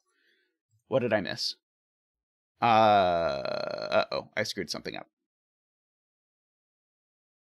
Oh, I can't count to 4. In my brain, that was 4. It's a 4. Yes. In my brain, there was a 2 in the 4th spot, but there was not, in fact, a 2 in the 4th spot. And this 4 can't grow here because of that, so the 4 grows there. And so all of this becomes purple. We can border it. We can get rid of our little liney line there. We can draw another little liney line there. This 2 is now finished.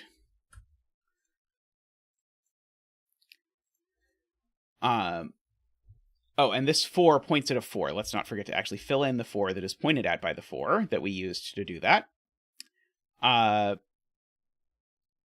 This digit's not a 4.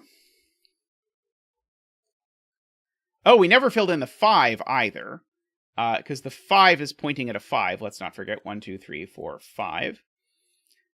So that's a 5 down there. And I know there's a border above it for reasons. Oh, this 4 is pointing at a 4 that I never filled in either. Okay, so it turns out that if you actually fill in the clues, it helps a lot. Okay, this 4 can't grow here. This is our first monomino. Boo. Boo. But therefore, this 4 now grows out like this. So we get that. This is yellow and 2. Okay, this is now at least 3, but we're going to go ahead and have it yoink out like that at least. Okay, yeah, this is still in the could be monomino territory. Let's see. Philomino with a limited number of sizes is very interesting. Yeah, that does have some potential. Row 6, column 1 must certainly grow out. At least that far.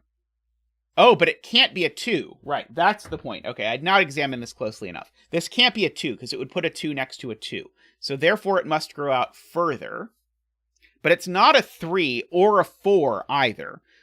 Or a 5. So this is, in fact, a minimum of 6 now. Now, the fact that it's a minimum of 6 means it has to come down here at least, which creates this border with the 5, making that a 5. Now, 1, 2, 3, 4, 5, 6. So we're talking about 6 over there or something like that. Now, that does also create a border with a 4, which forces my 4 to come out like this and finish.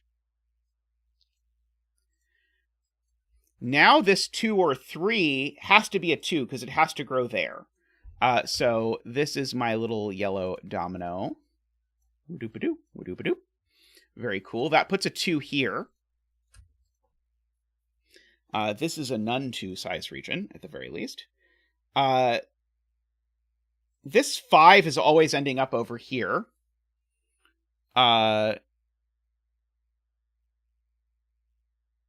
Wait, could it be a 3?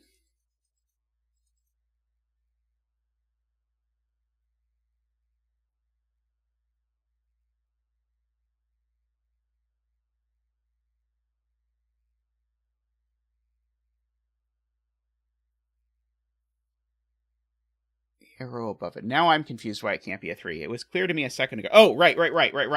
We know this 3 doesn't grow up. Because these two, the point is these two are in the same omino now, and that omino can't be of size 3. Okay, got it. Okay, yes. I did see it, and then I'd already completely forgotten by the time we got there. Okay. This 5 always takes this cell, for what it's worth. This 2 can't grow here, because then this at least 6 isn't going to work. So the 2 can only grow here.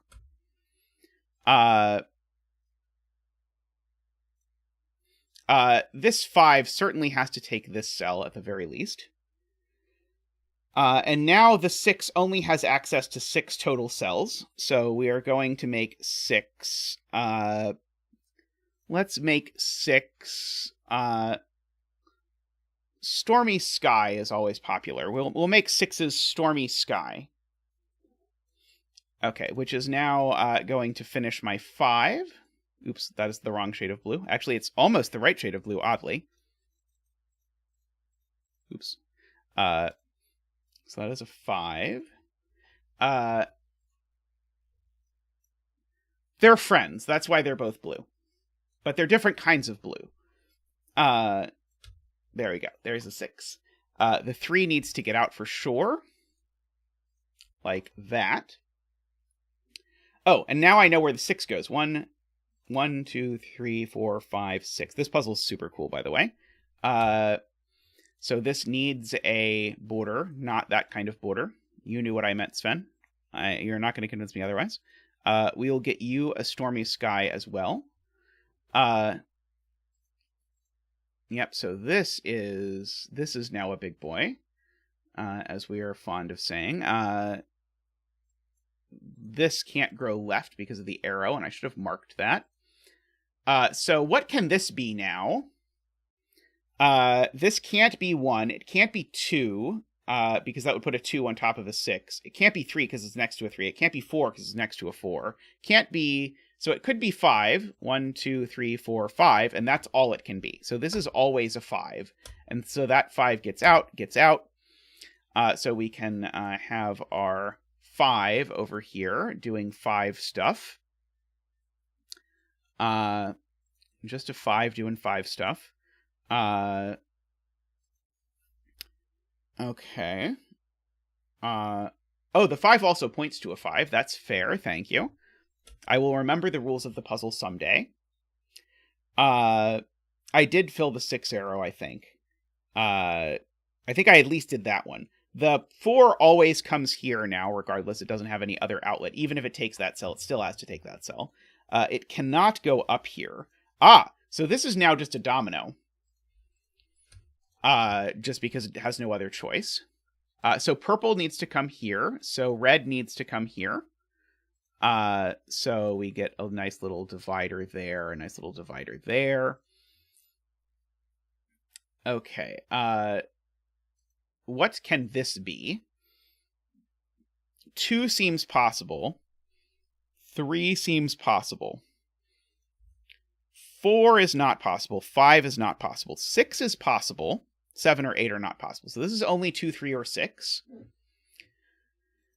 All right, I should fill in some digits here. So now this thing that I know is not... Now I know this thing is at least 5.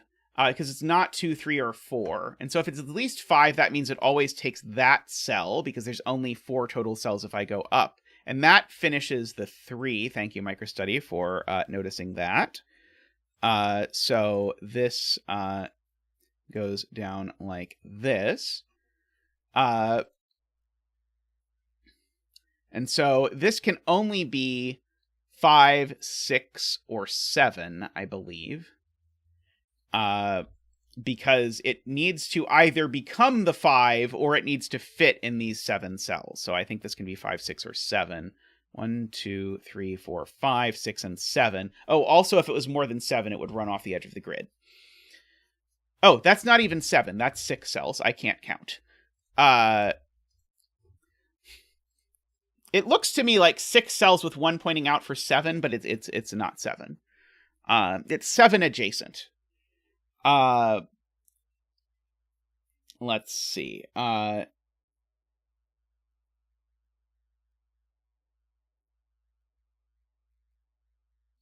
breaks because of row 8, column 9. Ah, right. If this was a 5, it would point at that cell, at which point it would not be a 5, because this cell can't be a 5. Right. Okay, so this is a 6, pointing at a 6. Great spot from, sorry, it's not a 6 pointing at a 6. It's a 6. It is a 6 pointing at a 6, but that's the 6 cell. 1, 2, 3, 4, 5, 6. Counting to 6 is hard today, people. Let's see. So we've got our... is that Stormy Sky? No, I've lost track. Yeah, there. No, that's not quite Stormy Sky, is it? That's Stormy Sky. There we go. We've got our Stormy Sky now. So that forces actually this all to be 6 stuff, because I need to get to 6, and that's the only way I'm getting to 6. So we've got that. Like that. That was just Normie Sky. Right. Normie Sky is boring. Right. This 5 can't grow left because of the arrow. So now the 5 only has one direction to go, and that direction is down. So that's a 5.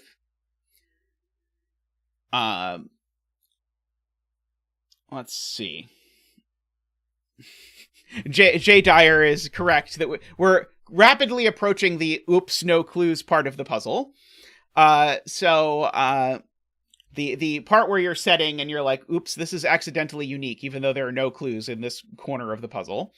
Okay, so what can this be? I want to write out the possibilities. So I think it can be a 2. I think it can be a 3. I think it can even be a 4. It can't be a 5, a 6, a 7, an 8, or a 9. So this is only a 2, 3, or 4, just for the record. And that actually tells me, oh, the 6 could get out through there. Darn it, I was going to say it meant that this had to be a 6, but I don't think it does mean that at all. Sadly.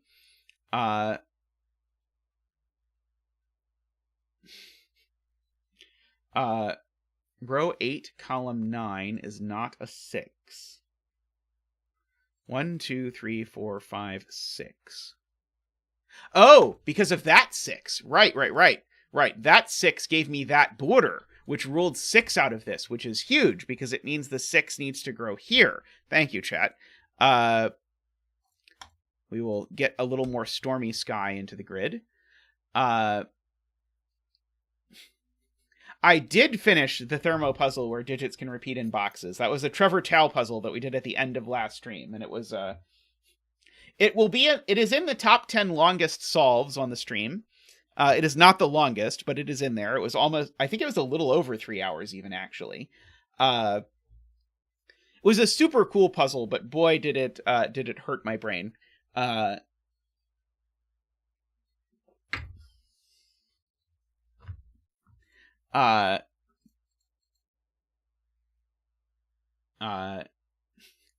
think part of it, Playmaker, is that we had already done 2 fairly difficult puzzles, and then we did that one at the end, and then that one was more difficult than we were expecting it to be. At least more difficult than I was expecting it to be. Why does this work every way? I don't like it. Same with you. I don't like you, or you. These 2 arrows are bad.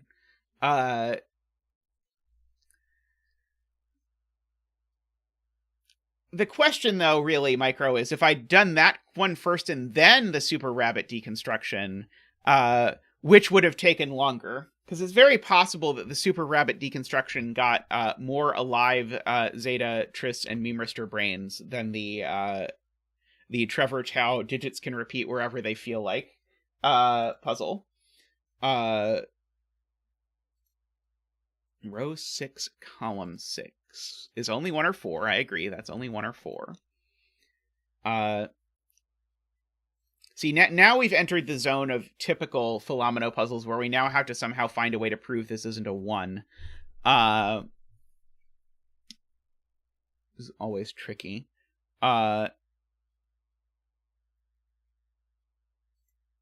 Let's see. There's probably some really smart point to be made here. I don't know what it is. I'm just saying there probably is one.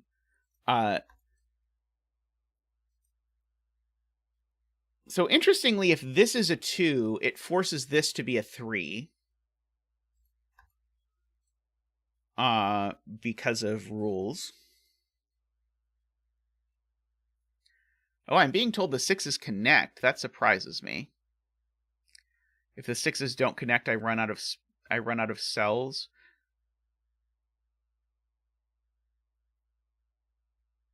Because they can't go to column 9. So if this 6 tries to finish over here... Right, okay, that's the point. Okay, Belsita has a very good point. This 6 can very compactly finish over here, but the point is this 6 is forbidden from going into this column because of that 6 clue, and so even in this instance, this 6 can get to... well, if it tries to take these, it can get to these cells, but it can't take this one because of the 5 over here. This is a little complicated to see, but the point is it can't get down here without cutting off the 5. And in order to not cut off the 5, I'd have to not take that cell, but that's definitely not an option. And so, yeah, it would trap the 5. So, yeah, so these two 6s do connect. And the fact that these two 6s do connect, actually, they have to connect as efficiently as possible. Now, mind you, there's a bunch of ways they can connect as efficiently as possible, but it does tell me that they don't go that way.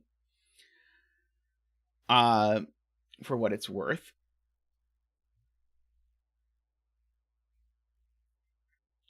Okay. So what do I do with the fact that these 6s connect now?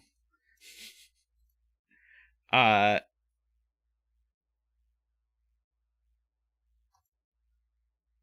5 going right breaks. This 5, I'm guessing? Could do to the row 10, column 8 clue.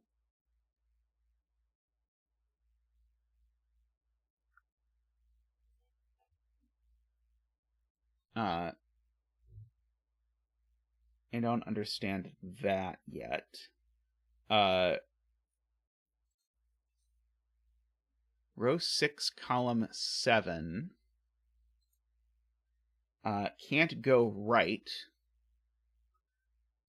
Right. Okay, yes, that's true. Okay. Right, okay. Garian has it. And I think Garian just did Garian's frequent job in chat, which is translating so that Zeta understands what's going on.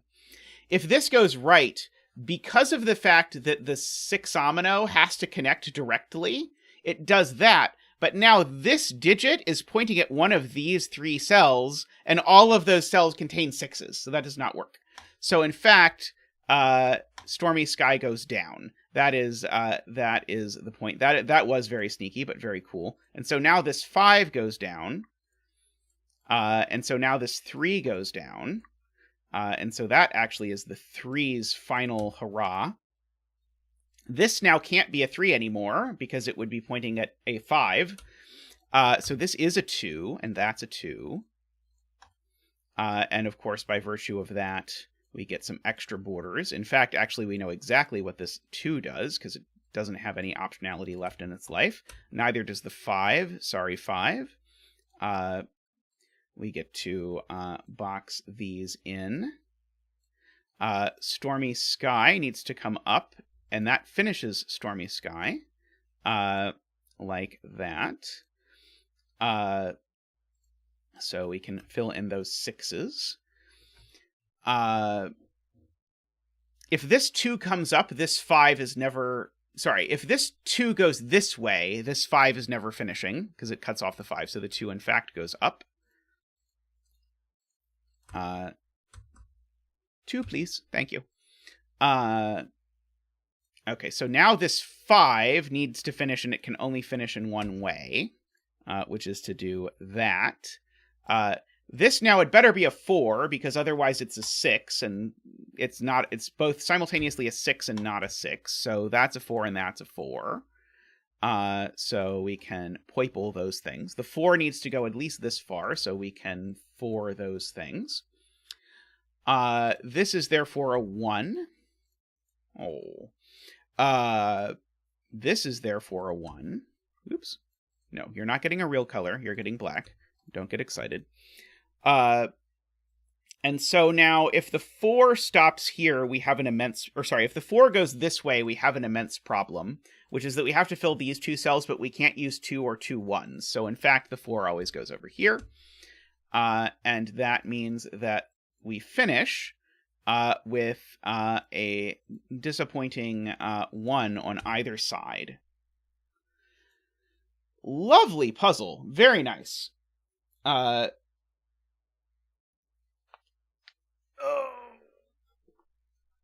Very cool. I really liked that rule set. It's always tricky, I think, to get Philomino to sort of like combine in interesting ways with other things, because Philomino is so sort of aggressively local of a constraint. But this was a very good job of sort of combining the local stuff with some remote stuff across the grid through way of the arrows and some of the stuff being bigger. Very cool puzzle agent. I liked that a lot. And that means the last 2 agent puzzles I've done have been ridiculously smooth. It's funny, I used to associate agent puzzles with being a little bit sort of like of the rough and tough sort of puzzles, but both this and Polynesia that I did a few streams back were like as buttery smooth as possible. So either agent's style is shifting, or maybe agent is just learning to set some easier puzzles for me and is still setting the other stuff. I'm not sure, but that was fantastic, as was Polynesia. So great job on all fronts. Alrighty, I'm going to take a quick break though, and I will be back shortly with more puzzles, so fear not, more to come.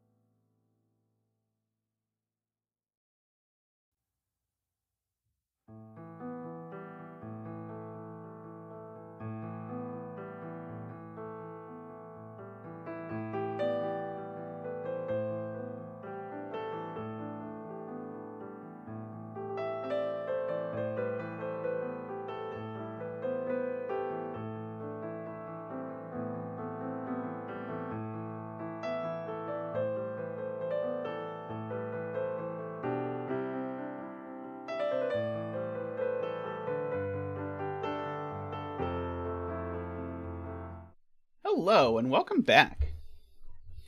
Jonathan mentioned being a fan of the math channel, which I greatly appreciate. Thank you. Yeah, I think there's probably a good bit of crossover in people who would enjoy this and people who enjoy the main channel. I think probably the two channels end up being roughly the same amount of work, but the math channel gets to have like a 1 hour video every 6 months or so. But I think it is worth the polish that, well, let's be honest, the polish that Tristan puts into them. Because they sort of stand alone for the test of time. Do you have a bet cell, Kuraban?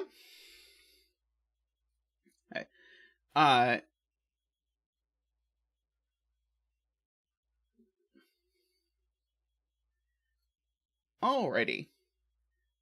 So, no idea. Okay, so this is a Renban puzzle. So each of these four need to be a string of consecutive digits in any order. So row 5, column 4 is going to be our bet tree. So place your bets now.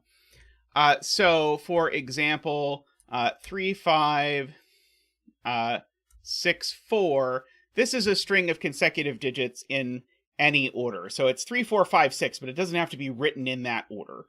I'm not allowed to repeat digits on a Renban or anything of that sort. So, for example, because there's a 1 on this Renban, I know that the other digits on it are 2, 3, and 4. And so that means I know that the remaining digits here are 5, 6, 7, 8, and 9. But the only digits the only two digits I could possibly omit from this one are 5 and 9, because I need all the others. So there's always a 6, 7, and 8 on here. This Renban has an 8 on it, because if this Renban doesn't have an 8 on it, then this Renban has an 8 on it, which is going to be a huge problem given the 7 in the boxes on the other Renban. So there's always an 8 in one of these two cells, which means there's always an 8 over down here. Now, unfortunately, I don't immediately see that I can make a similar argument about 9s, sadly. There's sort of 3 spots for 1 in this box. I wonder if I could do the same thing with 2 in this box. Maybe it's not as good. Yeah, there's a 6 on it, but I don't care as much about the 6, because the 6 is on it just by virtue of there being a 7 on it. The 8 is novel, because there are length 4 Renbans without 8s, but not in this puzzle, there's not. Yeah, so 2 in this box, I was debating it's not quite as good, but Garion points it out, and so I probably should pencil mark it. I do know there's a 2 on this Renban, because again, otherwise it's on this Renban, and that's a problem. I was trying to decide, because that one's in 3 and this one's in 2, if there was something I could do about that, but I don't think so. So one thing I could just fill in immediately, by the way, is that all of these are 1, 5, or 9. And that is because anytime, this is a weird property of Renban. I made a whole puzzle built around this, but basically if you have a length 4 Renban, it always takes one of each mod 4 number. So as a number that's divisible by 4, one that's 1 more than a multiple of 4, 2 more, and 3 more than a multiple of 4. No matter where you start, you always do that. But the funny thing about 9 is that 9's not divisible by 4, so actually one of those groups is overrepresented, and the one that's overrepresented is the 1 more than a multiple of 4 group. And so there are 3 numbers from 1 to 9 that are 1 more than a multiple of 4, and those are 1, 5, and 9, but I can only put one of them on each of these, so the leftover is always a 1, 5, or 9. Now, I'm not at all confident that that is going to be at all useful. I'm not making any claims of that sort, but it is a thing we can mark just for the sake of it. Let's see. It may or may not be part of the theme of what's actually going to happen in this puzzle. I'm not actually sure.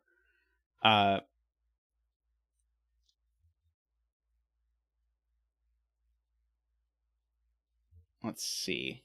Eckbert says this cell is the same as that cell. Why couldn't it be the same as that cell? Or the same as that cell?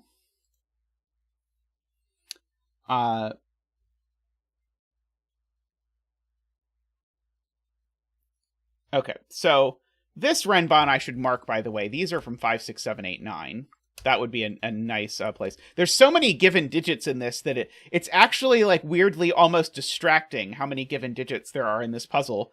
Because I'm noticing like these certainly can't be 4 or less because this is a length 4 Renban. And so like 1, for example, gets corner marked over there. That's not a complaint. Please keep giving me given digits. And of course, we've got our 2 and 3 are also in here. I'm trying to decide if I can do anything with like the 2s and the 3s in light of this, but I don't think that I immediately can.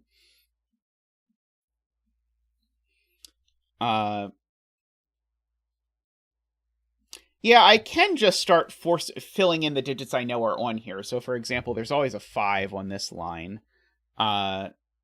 because, wait, no, that's not true. Sorry, there's always a 6 on it. Sorry, I'm thinking the numbers. So the numbers that are eligible to be on here are 3, 4, 5, 6, 7, 8, and 9, and the middle of those is 6. So 6 is always on here. Otherwise, I break every possible combination that I could make. It just feels like, I don't feel like marking that is really advancing my life, but maybe it will if I squint about it long enough. There's definitely a 6 on here, too. If I want to try and, like, imagine that this is about 6s somehow, there's definitely a 6 on there. Interestingly, if this is an 8, that has to be the 7. And then that has to be the 6, and that has to be the 5. So if this is the 8, this whole Renban is forced. Does that break this Renban in some way that I'm not seeing? Because this would go 8. I need to put a 7 on it. It would have to go there. I need to put a 6 on it. It would have to go there. Oh, I guess this could be 5 or 9 in that universe. It wouldn't have to be 5. It could be 9.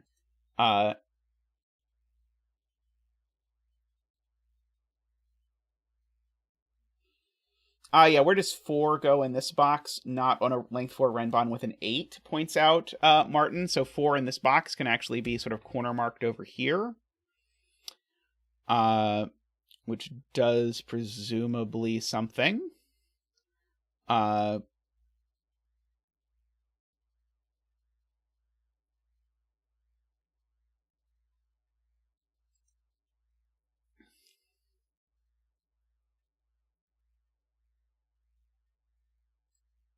Now, that's a good point. So this Renban, if I think about it, because I can't put 6, 7, or 8 on this, I definitely need all of 6, 7, and 8 on here. And so I actually could mark this as coming from there. That is actually making me wonder where I'm putting my low digits in this row. So I have a lot of digits in this row that can't be 3, for example. So the 3 needs to go in one of these places specifically, which is interesting. Yeah, certainly I need a 4 over here, and then a 1 or a 5.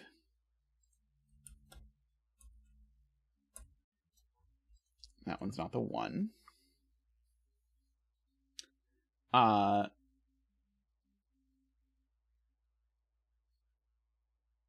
Aren't there 2 spots for 1 in row 1, Fuchsia?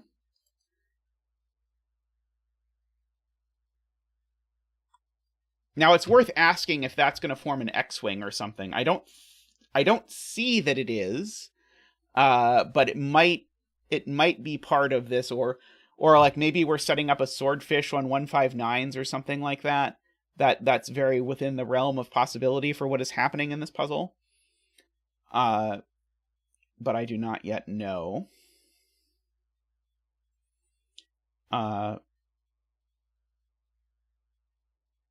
3 in this box is interesting because the 3 is either on this Renban, in which case this is a 3, 4, 5, 6 exactly. Which seems possible, or 3 is over here, in which case then 3 is on this Renban. Actually, this Renban, regardless of which it is going to have trouble competing with one of these. Yeah, I guess 8 in this column, funnily enough, is either here or in one of those spots. And so 7 in this column is here or in one of those spots. I do appreciate the lack of 5 chasing. Not that 5 chasing can't be fun. But it is always neat to have a sort of like a newer sort of flavor about these things. So 2 of these 4 cells, half of these cells are 159s. Only one of these 2 is a 159. So at least one, if not both of these are from 159. Okay, maybe I should just highlight these 3 rows completely. How many 159s are down here? There are 9 159s. 8, 7, 6, 5, 4, 3, 2.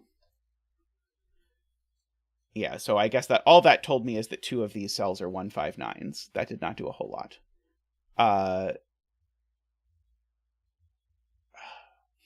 If this is a 1, 5, or 9, does it break this box? I don't think so, because I could put the 159 up there and have a second 159 hang off of this.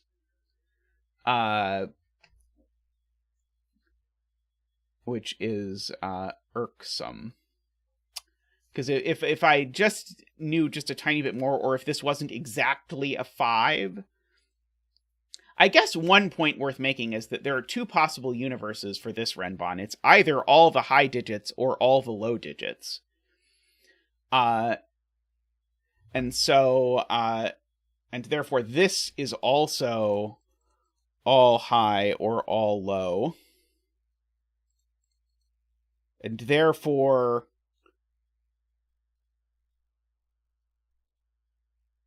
well, yeah, and therefore this is like one of those extra things. Ah, that's beautiful. Okay, Josh has a smart point. Where do I put 1, 2, 3, and 4 in this column? I can't put a 1, 2, 3, or 4 on a Renban with an 8. So therefore those are the only spots for 1, 2, 3, 4 in the column. That was slick. Okay, so therefore these 2 cells are always from 1, 2, 3, 4. That one is never a 4. Therefore, these are from 5, 6, 7, 8, 9. That one's not 7 or 8. That one's not, that one's not 7. It's a beautiful spot. I don't know that it does anything.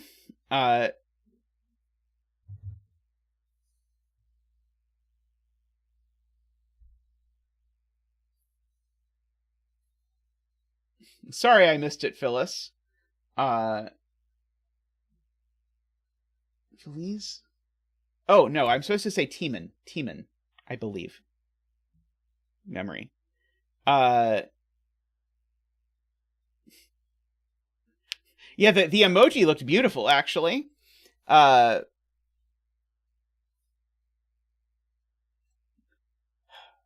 This 8 down here is really interesting.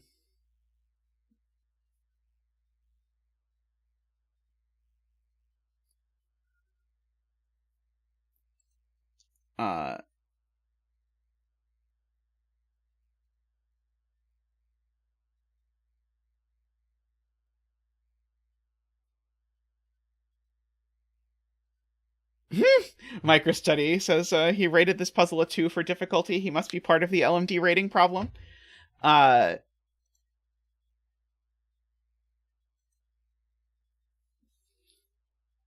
Is there something clever like this can't be a 9? Actually, this cell's interesting. Because this cell, if it's not a 6, is the last 159 for the row. Which makes me think this cell is definitely a 6. but I don't have a great I don't have a great argument for why exactly, because it would, so if this cell is not a 6, these are both 159s. But I don't think there's an immediate problem with these being both 159s. But it's interesting. It's very interesting to note. So 2, 3, and 4 all have to go in this row. And so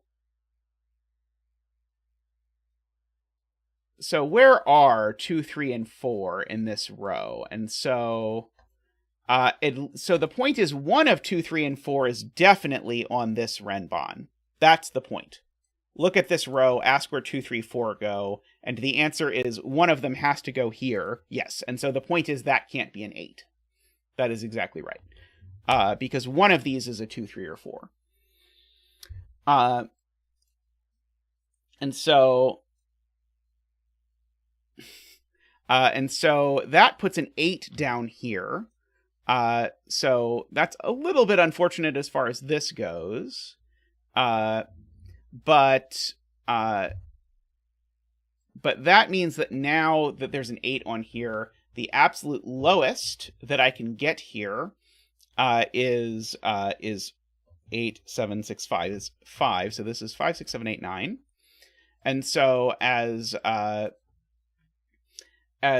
is pointed out by Jay, that means we have a quint, and therefore this is a 1. And we get to have our digit dance. Ba-doop-ba-doop, woo! Ba-doop-ba-doop, woo! Ba-doop-ba-doop, boo-boop, boo-doop, boo, boo-doop, boo, boo-doop, boo! Thank you, Zach. Thank you.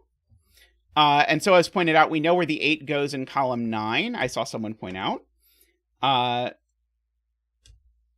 No 1 over there now. So that means that these are, of course, 2, 3, 4, 5 exactly. That is a 2, 3, 4, 5 quadruple, which makes that a 1 and that a 9. Just by virtue of that. So no, and that makes that a 5 actually, while we're sort of bouncing around here. So no 5s here, no 9 there. No 9s here, no 5 here. I can get rid of these corner marks. That's not a 5, that's not a 1. These certainly aren't 5 either. I can get rid of the 2 and the 4 corner marks. That 2, 4 goes there on this Renban, because this Renban needs a 2 and a 4, so that one goes there, so therefore that's not a 5. These two are the same digit. I don't know if I need to mark that with color, but it's certainly true that those two are the same digit. Yeah, I should mark that these are 2, 3, 4. So I've got that. Just by virtue of the quintuple that we used earlier. The 1 in this box certainly isn't there, so the 1 in this box is actually placed because of our 1s looking over from here. So that is a 1. The 5 in this box is on this Renban now by Sudoku. And so that means the 9 isn't. So the 9 is there. And so these are 5, 6, 7, 8. It's not a 5. That's not an 8 by my 8 corner markings from before. Those aren't 9. So there is a 9. Right. So there is a 9 now on this Renban. I guess that's been true for a while. So there's no 5 on it, because the 5's over there. We already knew that as well. There's a 6, 7, 8 triple in this column. So this is not the 7. It is the 5. So those are just a 7, 8 pair of usual sorts. No 9 there. There's still a 2, 3, 4. Oh, okay. Hey. Martin pointing out just slightly after I fix it that there's still this quad living in this column. So there is a 5 living over here somewhere.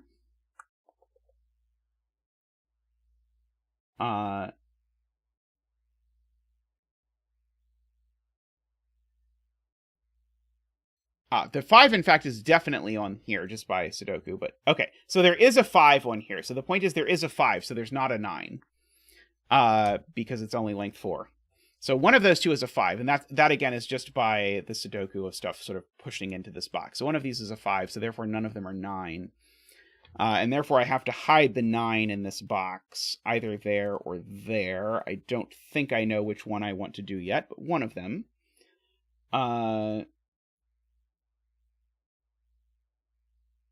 Okay. Yes, good spot. Okay, so Screaming Ice Cube asks where 1 goes in this row. It certainly can't go there, because that would require it go on a Renban with a 6. So 1 in row 1 actually goes there. That's very cool. This is certainly not a 6, actually, because there's a 6, 7, 8 triple in the row. So this is the 3, 4 to finish the row.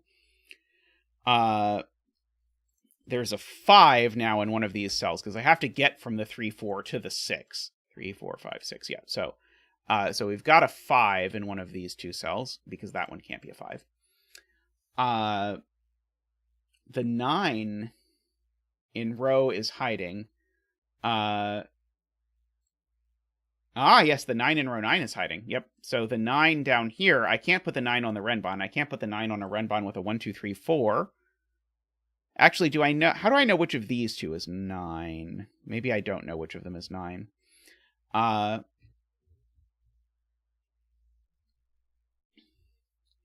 Okay, so it's being pointed out, once there's a 3 or a 4 on this Renban, all hopes of an 8 being on it are gone. So these digits, so one of these two is an 8.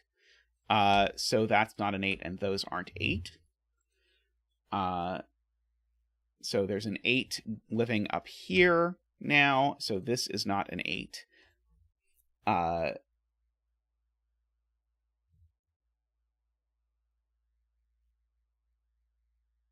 Oh, that 9 looks left. Corner marking a 9 here. That is a good spot from Jim. Oh,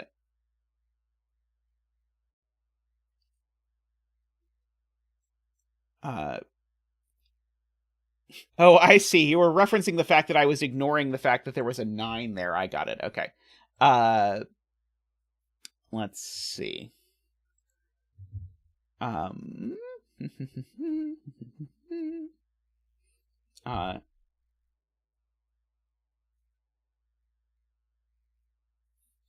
Yeah, Renban with no 8 must have a 4, and the 4 must go in one of those two cells. So neither of these is 4 because of the 4 pencil marked over there. That's the same as the 6 up here, perfectly symmetrical. So yeah, one of these two is 4, for whatever that is worth.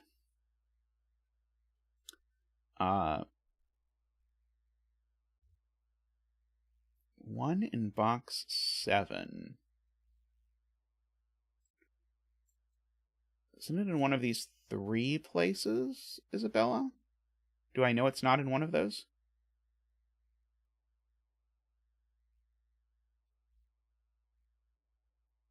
I might as well fill in this, because I know it's not... These are from 1, 2, 3, not 4, 5, 6, 7, 8, and 9. So I might as well fill those in. Those aren't 1, that's not 9.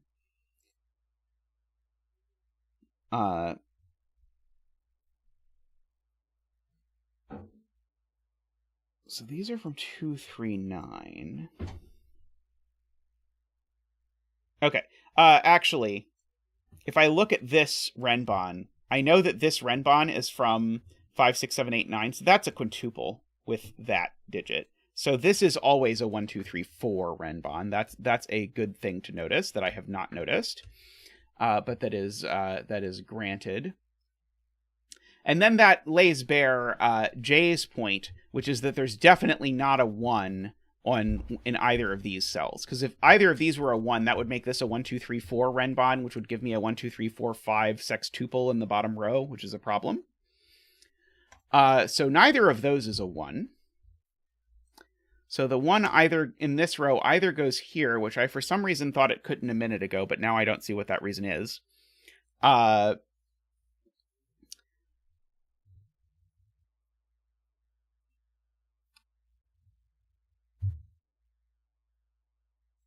Oh, yes. 1 is just placed in box 8. How about that? That's a much easier way to see this. Thank you, Garion.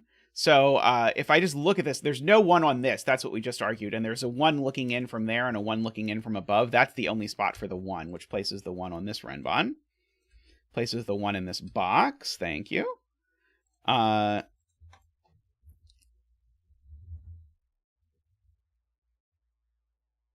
places a 1 here, which is super useful. Is that the last one? That is the last one, yep. So these are from 2, 3, 4. That one's not a 2. This is almost the bare bones of a triple, if that's not a 5, but it might be. Oh, actually, I know that's not a 4, because of my pencil-marked 4. Doesn't quite get me there, I don't think. Oh, this is a 2, 3, 4 triple. Actually, okay, nope, that does it. This is a 2, 3, 4 triple. Makes that a 5. Now makes this a 2, 3, 4 triple, which means that these are from 5, 6, 7, 8, and 9. This one's not a 5, though. So this is a 6 or a 9. What if I don't put a 6 on this Renban? That sounds very suspicious. Yeah, I can't not put a 6 on this Renban. If I don't put a 6 on this Renban, then these are from 1, 2, 3, 4, 5. And we, again, have the problem that we've put just a bajillion 1, 2, 3, 4, 5s in the bottom row. So this is not a 6, it's a 9, which makes that a 5 and makes that a 6, as predicted. That worked out to be a 6. I don't think that was at all what this puzzle was about, but what can you do? That 8 still looks right and has for... however many minutes I've been doing the puzzle, that many minus 2. That places this 5, making that not a 5.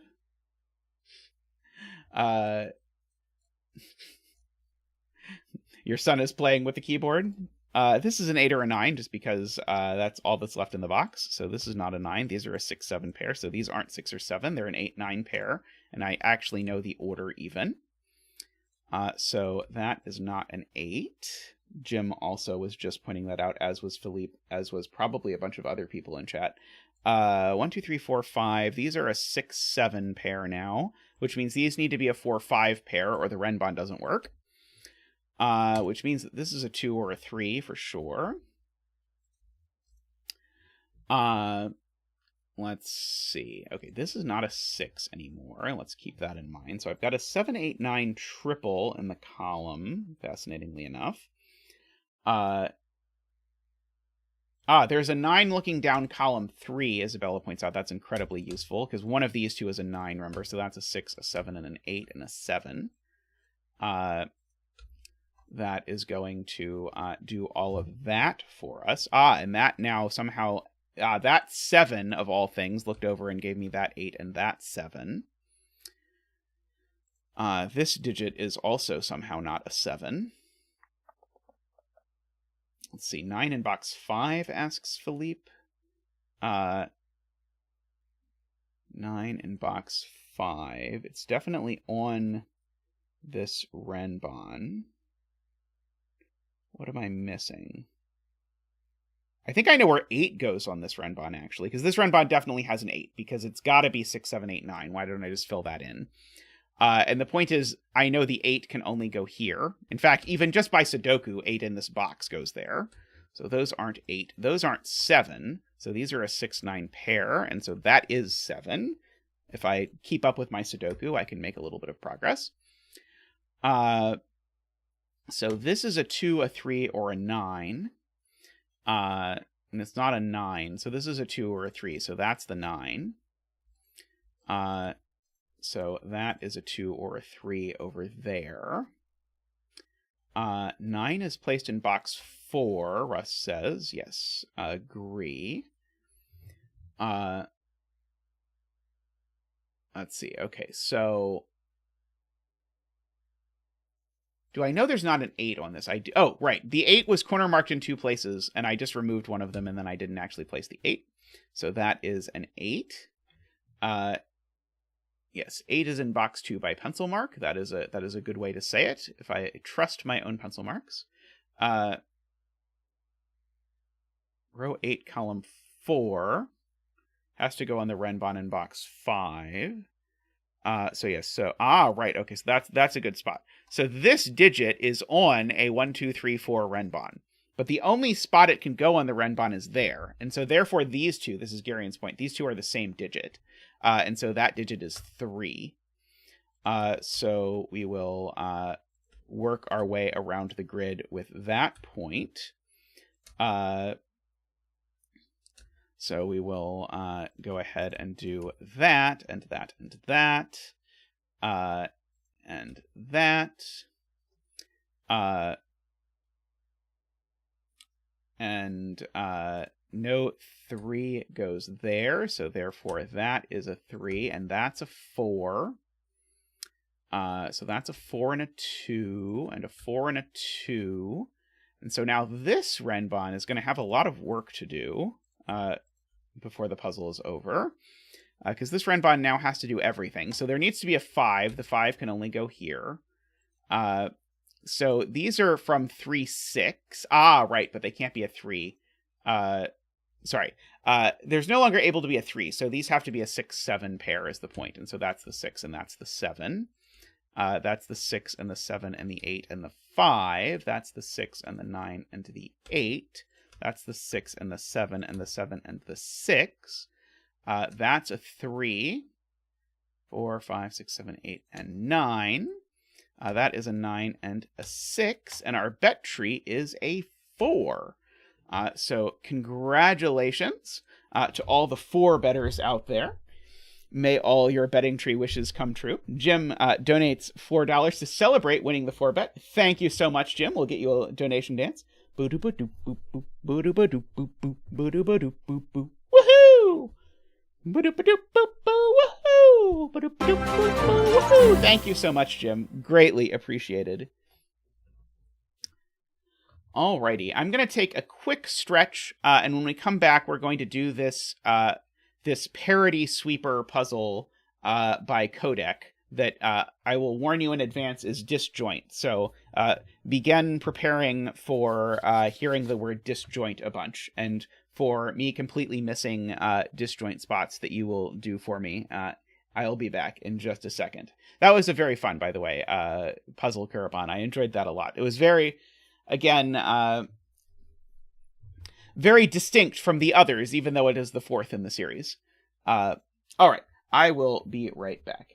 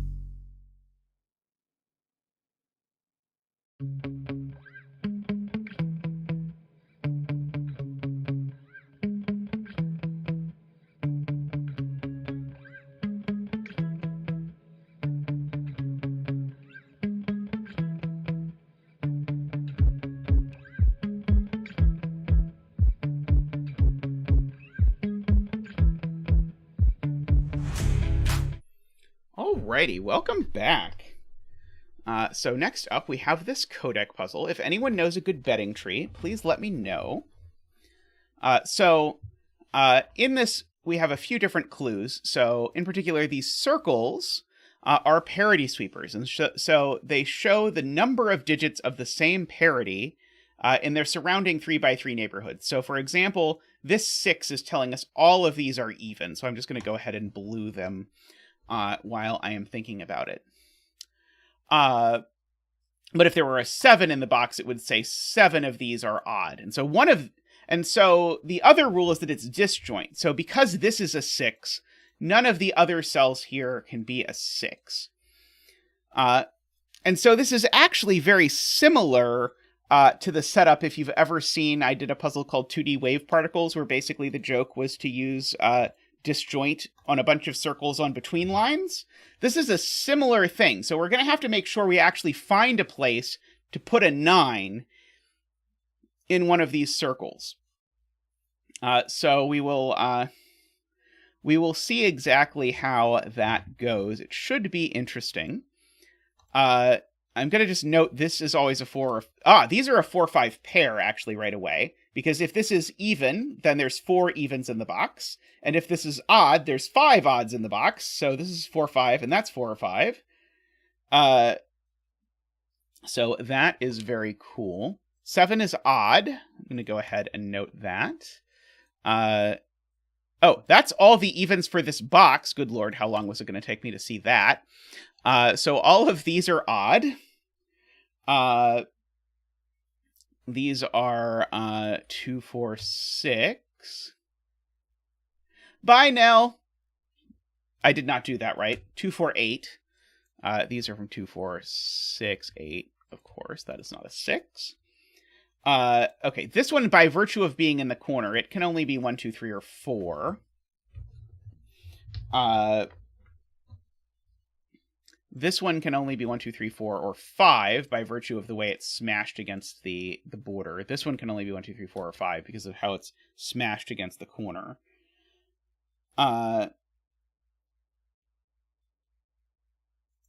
If this was a 4, people in chat are pointing out, if this is a 4, it makes that a 5, but if this is a 4, that's a 4. That doesn't work, so this is not a 4. So this is only 1, 2, or 3, fascinatingly. Now I'm trying to, look for, this 4, 5 is a weird remote pair. So, that cell can never be a 4 or a 5, for example. I can't imagine how that is going to be useful, but it will presumably be useful somehow. The one of these that's an 8 is going to be quite interesting.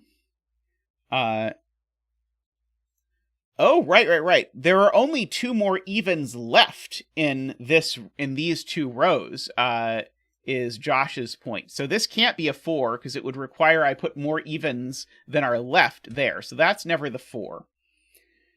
If either of these is 2, it uses all the remaining evens. So this can't be 2. Funnily enough.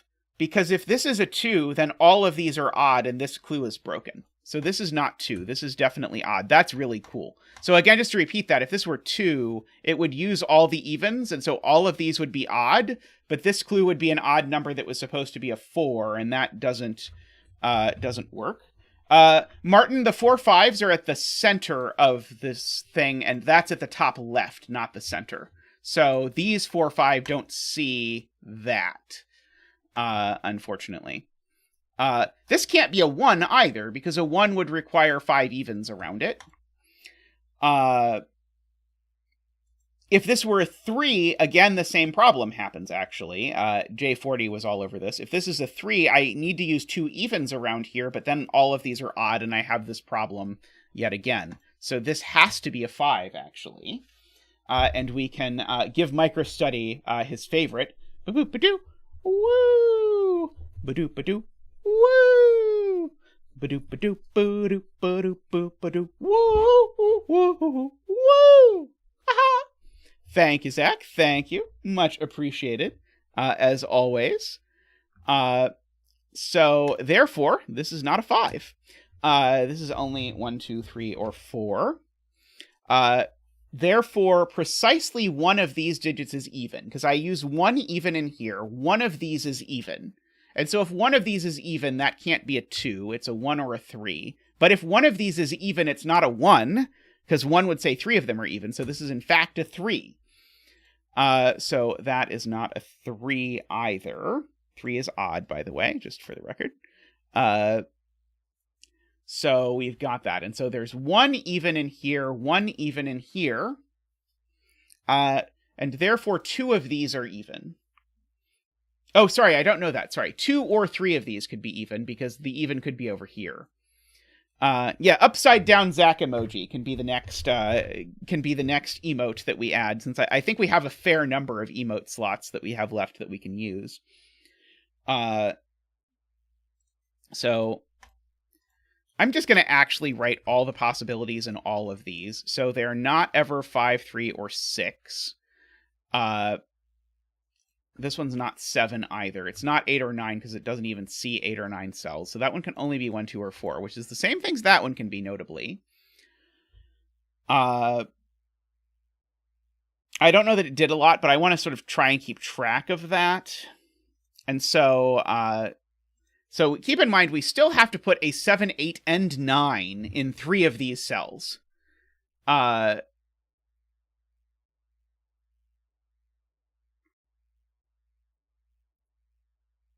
This one can't be the 8, for sure. Oh, we need 7 more members to get an upside-down Zach? Okay, well, that's a good motivation. 7 more members and we can have upside-down Zach. So yeah, this is not the 8 because there's already 2 there. So yeah, one of these is the 8. Somewhat fascinatingly. Yeah, and only one of these gets to be a 1, 2, or 4. Oh, 8 and 1 are the same. Right, that's a good point from J40. A 1 would also put 8 evens around it, so this could never be, I mean, for so many reasons, this can't be a 1 if I think about it, because it already sees 2 odds. So we've got this. It is true that the Zeta emotes are less popular than the Zach emotes, which, honestly, I mean, I get it. I'm not an adorable penguin who dances. So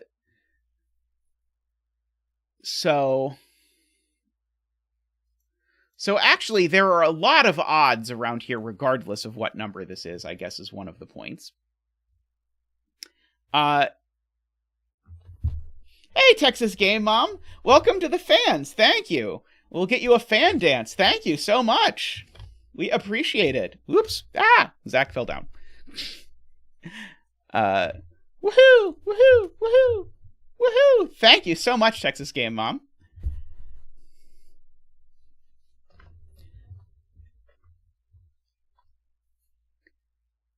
Use your Zeta emotes while you still can before Zach takes over the entire enterprise.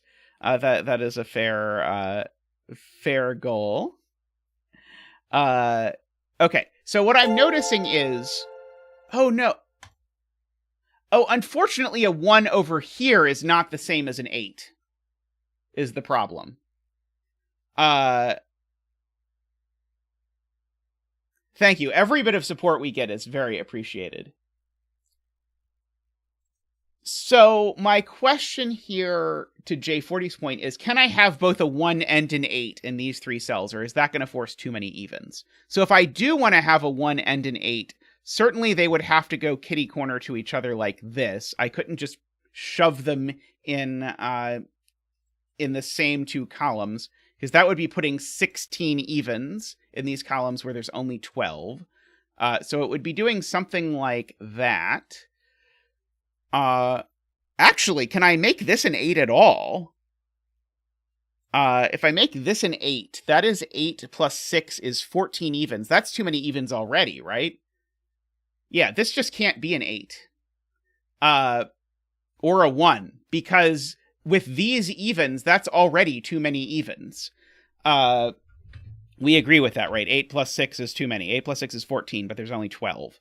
So this is not a 1 or an 8 at all. And now, because one of these is an 8 for sure, neither of them can be a 1. And so one of these is a 1 for sure, is the point. And one of these is an 8 for sure.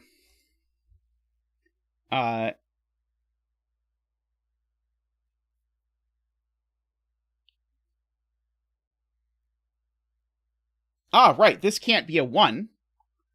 Wow, I will eventually absorb the rules of this puzzle. This can't be a 1, because if it's a 1, it's already at a count of 2. Thank you to all of you in chat who explained that patiently to me. That is a 1. And so therefore all of these are even automatically, by definition of 1, so to speak. Now I bet if this is an 8, we get a problem, because if this is an 8 now, that is 8 plus 5 is 13 evens, but I don't have that many, so this is not the 8. So this is the 8, and it's even. And it's going to require a completely obnoxious number of even numbers around here. All but one of these numbers is even. So we've got that.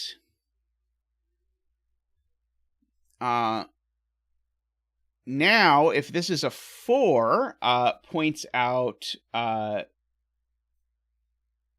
someone in chat. Oh, so Screaming Ice Cube says if this is a 4 now, that's 9. That's 9 evens in these two columns. That's not going to work. So this is, in fact, a 2 for sure. And so now these are not 2.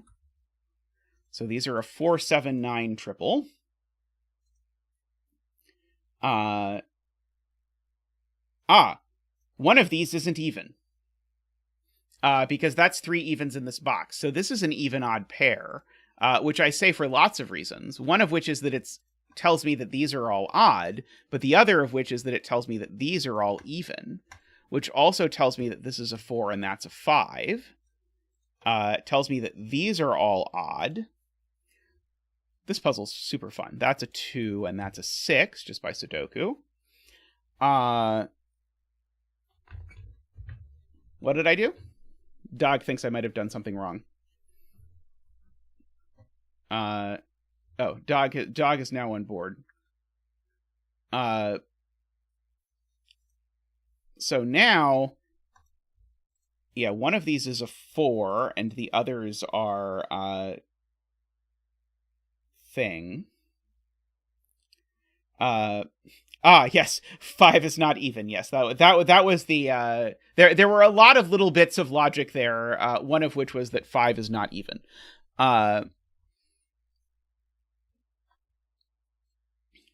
Actually, here's a fun fact. I don't think I've ever seen this before. The only odd digit that can go in these cells is 9. So therefore one of them is even. And therefore this is definitely odd. Because the last even, in fact, actually, you could say it this way, they can't both be even either. So these two cells, because they see 1, 3, 5, and 7, at most one of them is odd, and at most one of them is even, and so you get this, and so this is, in fact, if you want, this is a Blorange pair.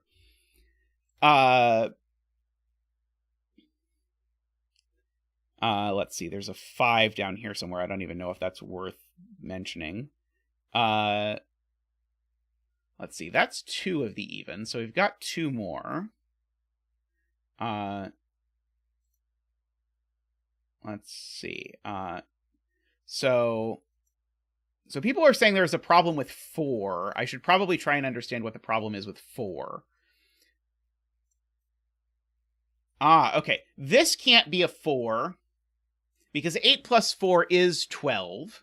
And 8 plus 4 is 12 is fine. There are 12 total evens in these 3 columns, but it would make all of these odd, which would make this not a 5. So this at least is never a 4. So therefore one of these two is definitely a 4. So therefore that's not a 4. Oh, and this is definitely odd. Okay, I'm slowly piecing together the various pieces here. Is it a problem if this is 4?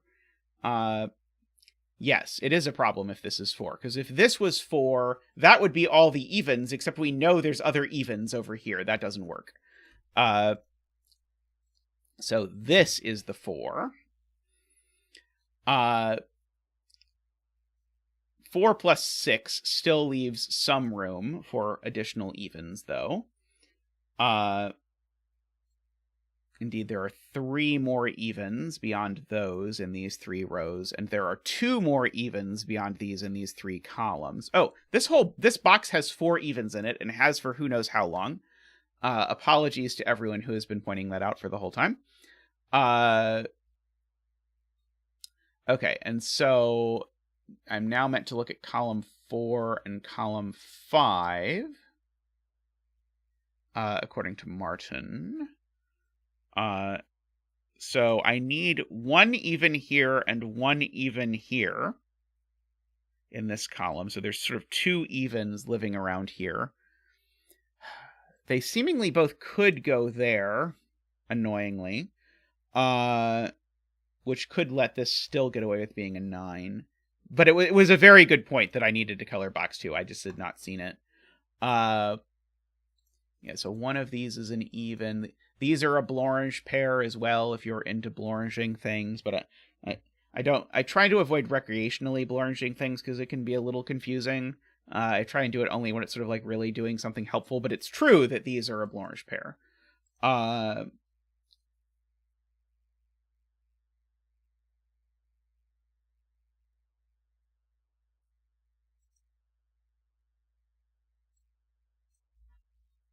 Okay, so Jay is encouraging me to count the 2 plus 5 evens here. There's only 1 even outside of these, in these 2 columns.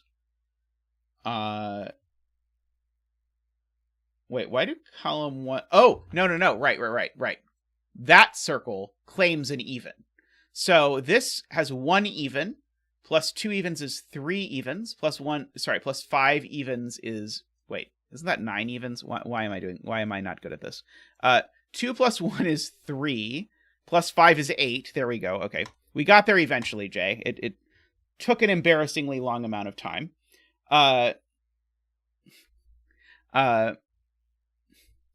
Yes, I did say this was a 5 and just didn't fill it in. That's correct.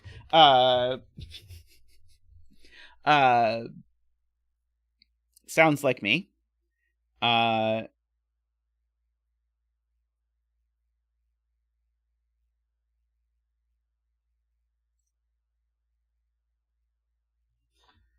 Let's see. Are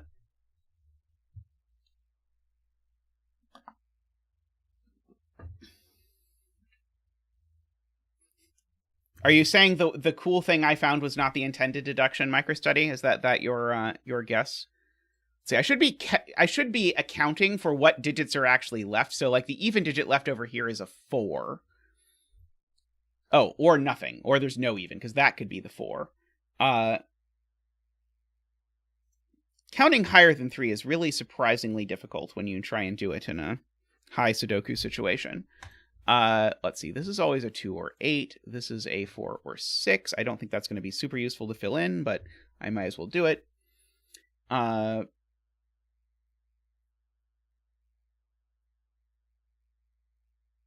wow. We never put a bet tree in this grid. That's right. I asked for one, and then I didn't put one. We'll put it there, because that seems to be the furthest away. So we'll let people guess about that tree's identity, since it is currently hiding. So one of these is blue, one of these is blue, that's blue, so one of these two is blue. I should be using disjoint on color, Dog points out. So let's look at center tops. And so, let's look. So center top has used 1, 2, 3. Looks to me like center top has used 3 evens. But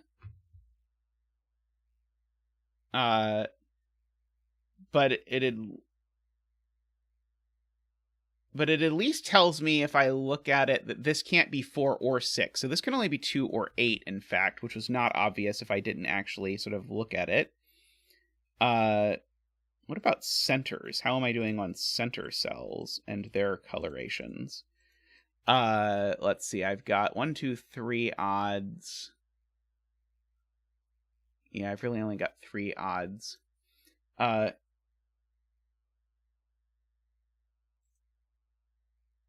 2, column 7. Ah, right. Okay, excellent. So, Math Pesto points out, disjoint, this cell sees that cell, so therefore this is 8. Which is quite helpful, I believe. Makes those a 2-4 pair. Let's see. Okay, so in this spot, I've got 3 evens already. So this is either a 4 or a 6. Those are the only evens that this can be. So if that was even, it would be the other of 4, 6. Row 2, column 8 by disjoint. Right. Okay, excellent. Thank you. Thank you to Math Pesto and Jim Baker, at least, who saw that. So this digit sees that 4, so that's a 2 and a 4. Makes that not a 4 and that not a 2. So those are a 4, 6 pair. Those are a 2, 8 pair. Someone was saying saw all of the something. Let me see if I can find that.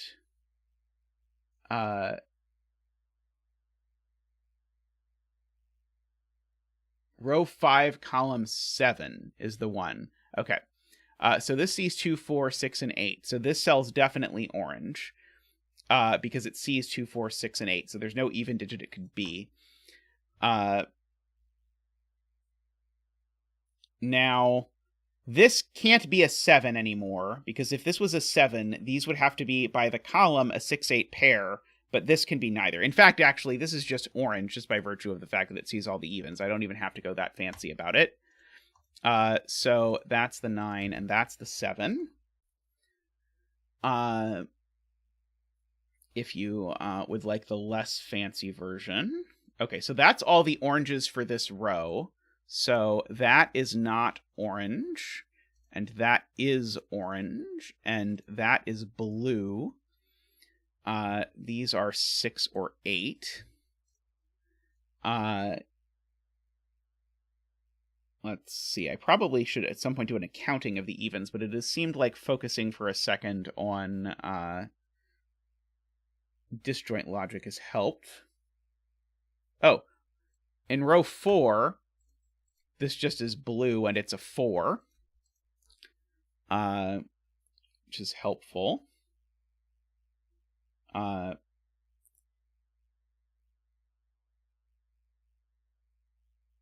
see. 9 in this box is in one of 2 places.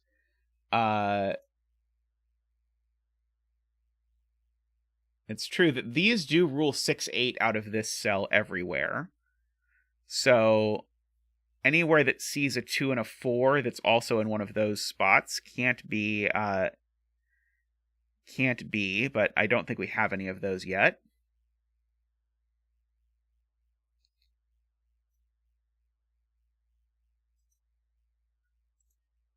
Oh, no, it does do something. It sees that cell. Right, it sees that cell. Sorry. Thank you, chat. That 6, 8 pair sees that, which makes that a 4, which makes that a 6. One of these 2 is a 4, and sadly, I don't think we know which one. I'm just scanning real quick to see where the 4 in this spot goes. I think we don't know. Let's see. Garion has identified this cell, sees everything but 2 in its column, and sees 2 by disjoint, and therefore it's odd. That is a very, very sweet spot. Row 2, column 3 now. Now it does see 2 and 4, so it's not, and it sees 6 and 8 by disjoint. So now this is odd. I think these 2 were blorange, but let's check. So let's count odds in the column. So we've got 1, 2, 3, 4, 5 odds in the column. So yeah, so this is even. That's the last even for the row, so that's odd. Now this 3 circle needs to see an even, or it's wrong, so that's even. And that's odd. And so I know which one of them is 9. It's that one. Surprise, surprise. This is even by box. These are a 1-7 pair. This is a 6. It just is by the row, so that's a 4. Thank you, Nicholas. So that's the 4 over here. So that's the last even for the column. That makes that odd. Thank you, Nicholas, again. One of these two is a 4. Surely there's a 4 in one of those spots somewhere in the grid. I always imagine that there will be, and there never is. This is a 2 or an 8, and I don't think any of those exist anywhere in the grid in a place that is useful. We know that this is an 8 by the column, Isabella points out, pointing Octojovi. So we have an 8 over there. This is now a 4. How many 4s is that? It's a lot of 4s, especially since that's a 4. It's a lot of 4s. It's all the 4s. This is a 2 or 8 now by the box, but in the column, that makes this a 6. Which is the sort of thing that seems like it might be useful. What about the center cells? How am I doing on center cells with parity?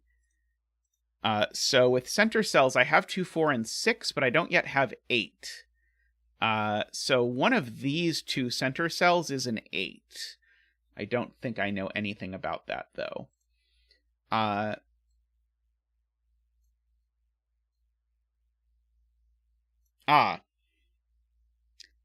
At most, one of these is even, and at most, one of these is even. So that means I get at most 2 evens in these cells, but I need both of them, and therefore these are both odd by the 7 count. So we can do that. And then Josh also says this is odd. Help me. What am I missing? If this were even, it would be a 2 or an 8. I don't quite see it yet. 2-8 disjoint pair. Is there really a 2-8 disjoint pair? Where's the other 2? Oh! Yes. There's a 2-8 disjoint pair. Good. Yes, those 2 cells.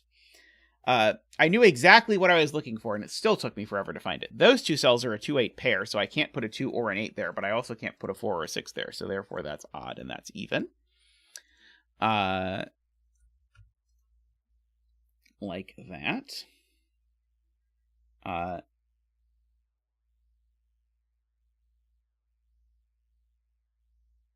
I know that the 6 is over here. Do I know any spots that are not the 6? I double know that's not the 6, so that's not helpful.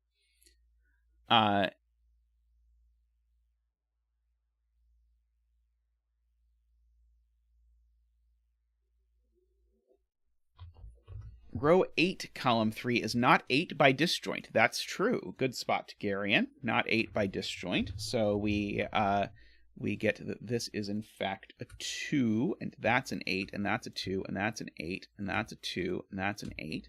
I'll note that we knew that this was a 2 by disjoint, not by Sudoku. Just in case you were uncertain about exactly what we used to do that. So the even missing in this column is a 2, which can only go there. So that is orange.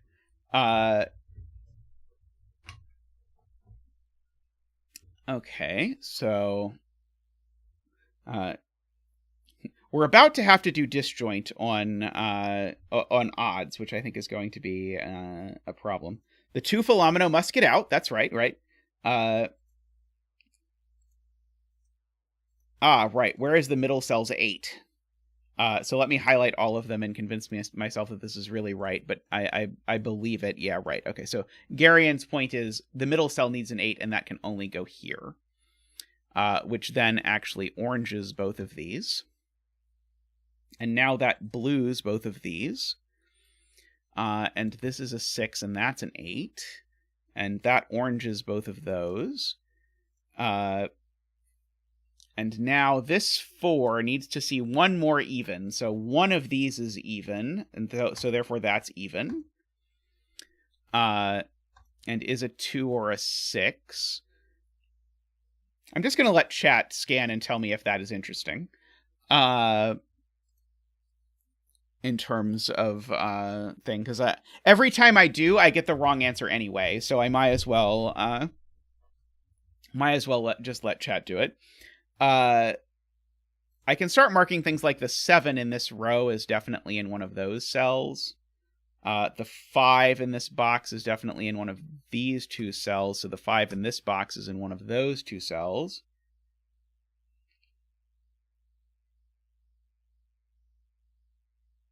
Okay, so I should just look position by position and see. Okay, so this position, for example, will tell me that I already have 5 odds at that position. So therefore, this is even.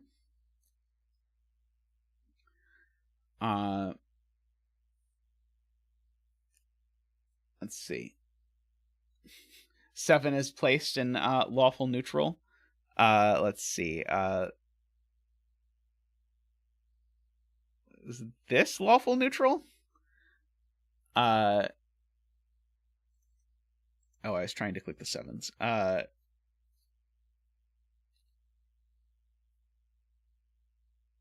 Oh, so lawful, neutral, chaotic isn't this side? Oh, that's across the top. This is lawful, neutral, chaotic. So this should be lawful, neutral. 5 in box 8 can't be in the center by disjoint, thanks to Garion. That's true. I assumed true neutral would be in this box. How is true neutral not at the center? So that is a 5. So therefore that's a 5 by Sudoku. Thank you to Garion. That was very helpful.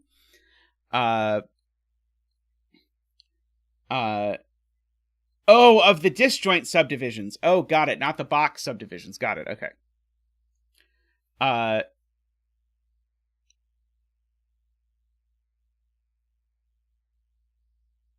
So one of these is 9.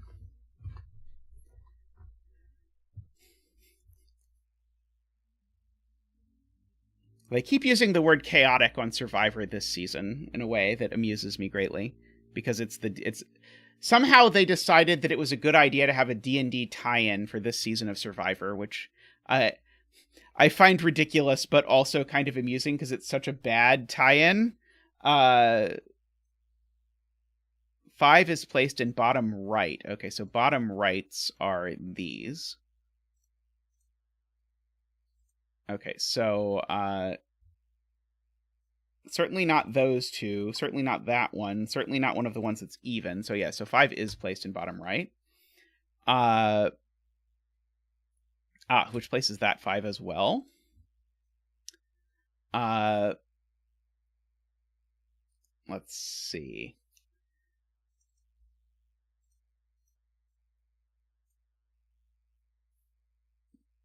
Is there one of these cells I know can't be a 2 or a 6 somehow?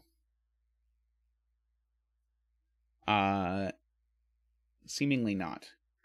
I can get all of the 5s by Sudoku. Don't I already have all the 5s? I do not, in fact, have all of the 5s. So, in fact, that's a 5. How many more 5s are there? At least one more. Now I have all the 5s. Okay. I thought I was under the impression I already had all the 5s, but who knew? I certainly did not know that I did not have all the 5s. So thank you for pointing that out. That was good. So these are 3, 7, 9. I just want to point out that one's not a 7. So if this gets a disjoint elimination, it will be done.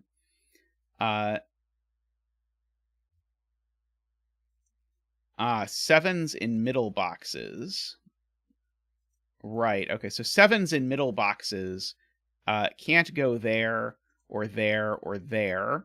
And so the only place for 7 in a middle box is here, which is a great spot from Jonathan, so that's 717. which is going to place the 7 down in this box, actually. One of these two has to be a 7. Is there any chance that I know by disjoint would... Oh, I just saw something. The given 7 actually rules 7 out of that cell. I spotted a disjoint deduction myself that for the first time ever in the history of Sudoku. That 7 ruled that 7 out. So the top row here is 1 and 9 in some order. Thank you, Zealot. I appreciate it. I think it has literally never happened on stream before. The last middle is now the last middle, I am being told. Let's see. What things do we not have in the middle? We've got all the evens in the middle, right? Well, these are both odds. So what odds do we have in the middle? We've got 5. Oh, that's a middle 2.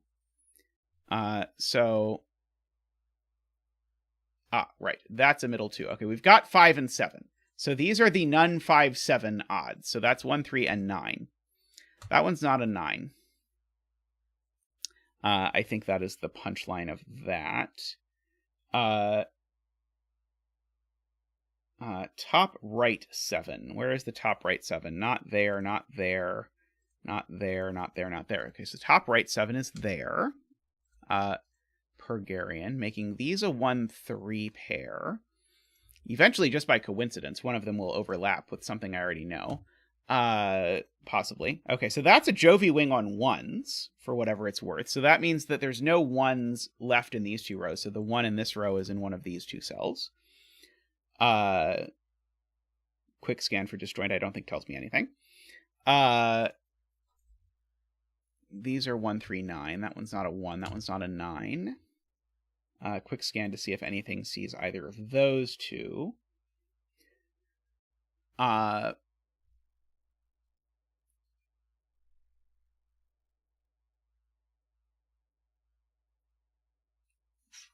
One in box 2 is then finished. Right. Got it. Okay, yeah. So this 1-3 pair, this is a 1-3 pair not just in the row, it's a 1-3 pair in top middles. Or if you want this as a Jovi wing through all of those. So therefore that can't be a 1, it's a 9. Thank you, Martin. Makes that a 3 and a 1 and a 1. Makes this not a 9. Let's mark these. Makes that a 9. That 7 does not see either of these, although I was very excited. I thought I was going to get a second one, but not today. This is itself a 1 or a 3. Just by the column. So therefore this must be a 9. It's the only place for 9 in the box. These are... I was about to say a 2. This shows you where my brain is. These are a 3 and a 9. But that 9 sees there. So that's the 9, and that's the 3, and that's the 1 and the 3, and the 7 and the 3, and the 1 and the 9 and the 3, and the 3 and the 1 and the 3 and the 9. Okay, that was a lot at once. So that's a 1. So therefore, this seems to be a 3. One of these 2 needs to be a 7, and it's that one. So therefore, that's a blue, and it's a 2 or a 6, but it's a 6, so that's a 2. That is all the odds for this column, so this digit's actually even. That's the last even for the box, so this is actually odd. The odd digit is a 9. This even digit seems to be a 2, and now, as microstudy suggests, we should do the bet tree by disjoint. So the bet tree is, let's do it one by one. It's not a 1. It's not a 2. It's not a 3. It's not a 4. It's not a 5. It's not a 7, 8, or 9. And so therefore, the bet tree is a 6. Wonderful puzzle, Qodec. I absolutely loved that. That was wonderful. I enjoyed that a lot. Very nice very nice use of disjoint there. And not nearly as brutal as 2D wave particles was. So very, very nice idea there. I like that quite a bit. So after these circles, how many other clues were there? Aside from these circles, there was the given 6, these 2 circles, and a given 7. So it took 4 clues to get to unique after just having the sweeper clues in. Of course, you needed something other than the sweeper clues, because the sweeper clues are symmetrical. Very nice, very nice. Yes, the parody definitely helped make the disjoint a little bit less scanning intensive. All right, I'm going to take a quick break, and then we're going to come back, and we're going to do some 6x6s. So I will be back shortly.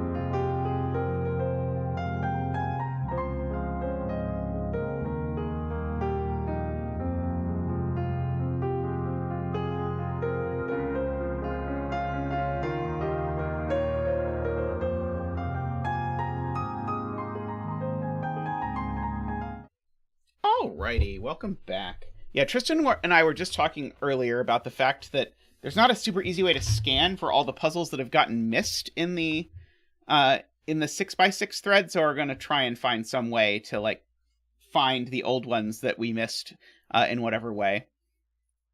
I'm going to start by doing this pair of puzzles by Florian Wortmann. So they are... Oh, they're not identical. I thought they were identical grids. They're not quite identical grids. But what is happening here is that we have lines which are simultaneously Renban and region sum lines. I did not ever do the Taiji 6x6s.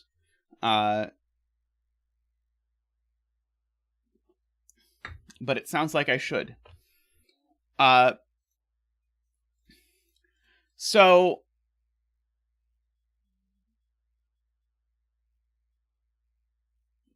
I guess the first thing to note is that I need this to sum to an even number. And there's only one way it's going to sum to an even number. And that is if I start at 2 and go up to 6. Because if I start at 1 and go up to 5, it sums to 15. So these are 2, 3, 4, 5, 6. Those numbers sum to 20. Ergo, these numbers sum to 10. And so they must be 4, 6. These are not 4, 6. I did not do that right. These are not 4, 6. And therefore, these are a 4, 6 pair. And therefore, our first digit is a 1. So we get all of that lined up right away. Now, literally everything we just said applies to this Renban equally well. So these are a 4, 6 pair. These are 2, 3, 5 for exactly all the same reasons. So we have all of that. Of course, the easiest place to start would have been down here, but when do I ever start the easy place? But Nicholas points out this can only be a 3 with a 2 and a 1, because if these are any bigger than a 2 and a 1, then they're consecutive, so they don't sum to that. So 3, 1, 2, not a 3. So these are now a 4, 6 pair, just by that 4, 6 bearing down here. So that is a 3 and a 5, making that a 2. Like that, just by the magic of Sudokulology. So what shall we do now? So, of course, these are a 1, 2, which is kind of interesting in and of itself. These are a 1, 4, 6. These are 1, 4, 6, so therefore that's a 1, 4, 6 triple, so that can't be a 1, so that's a 2 and a 1. These are a 3 and a 5, and I know the order actually.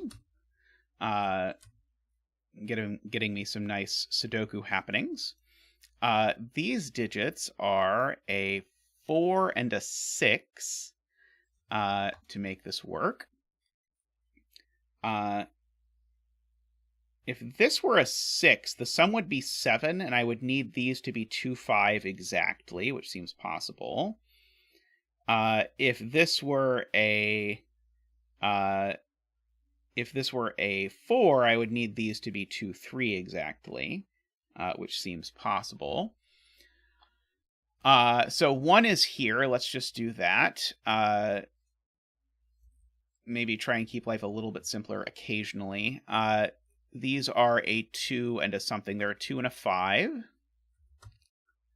That's a 2, 5 pair, but that's not interesting. Oh, right.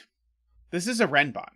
It can't be 1, 6 with 2 digits to connect them. It can only be 1, 4 with 2 digits to connect them. Good Lord. Thank you for pointing that out, everyone in chat who kindly pointed out that the ye old 1625 Renban did not sound so great. 6 and 6 and 4 and 6 and 6 and 4 and 4 and 6 and 5 and 2 and 3 and 1 and 4 and 2 and 5 and 6 and 4 and 2 and 3 and 1 and 2 and 1 and 5. Very nice. The perfect little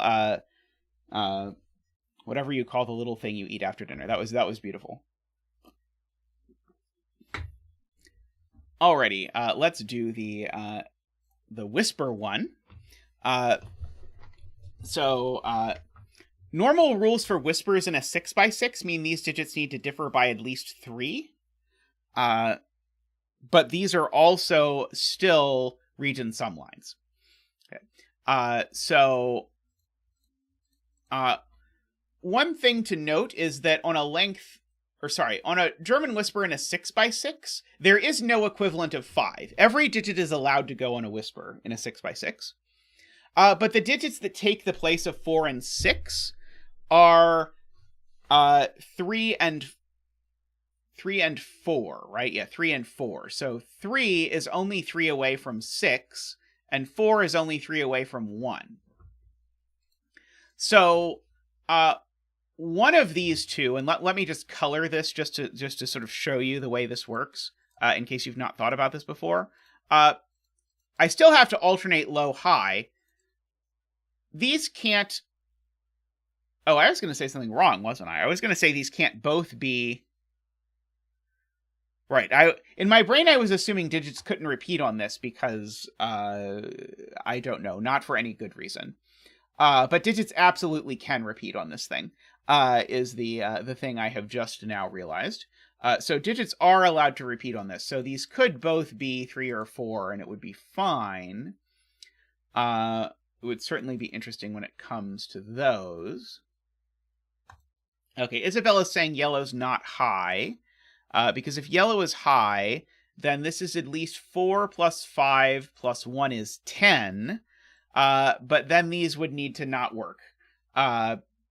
Because these could not be 4-6 or 5-6. They would not be far enough apart. So yellow is not high. Yellow is low. Green is high. Just to make all of that work.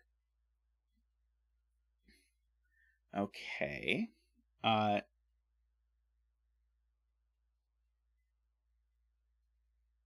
to decide if it's a problem if that's blue, but not that I can immediately see.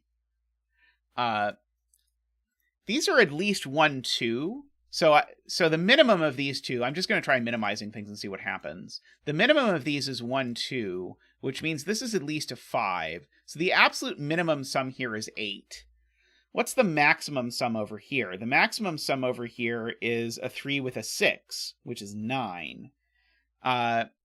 So we're very close to being forced to be minimum, but we have a little bit of optionality. I don't think I can put a 3 here, though. I think if I put a 3 here, I think I've already screwed everything up. I definitely have. If I put a 3 here, it makes this at least a 6, and now this can never get big enough. So these really are a 1-2 pair. That part was not a lie. And then this needs to be a 5 or a 6 to go with it. So now, this digit certainly can't be as low as 1, because 1 plus 6 isn't big enough, so this is a 2 or a 3. And this needs to be a 5 or a 6, in order to make all of that work. Now, if this is low, it would be a 3, which would make this a 3 and a 6. Is that a problem? I don't know. Right, if this is a 5, that would be a 2, is the point. If this is a 5, that would be a 2, and then that would be 7, and 7 is not at least 8. So this is, in fact, always a 6, because of the way whispers work. And this being a 6 is not interesting in that regard. So now, the point is, once this is a 6, this can't be a 3. Because if this is a 3, then this would be a 6 as well, because that's the only thing that's far enough away. So this is not low, it's high. So these are all low, and that's high. Welcome back, Sarah. To Texas Gamer Mom, whispers in 6x6s, unless it's stated otherwise, digits have to differ by at least 3. It's like the floor of half of the grid size is the usual convention.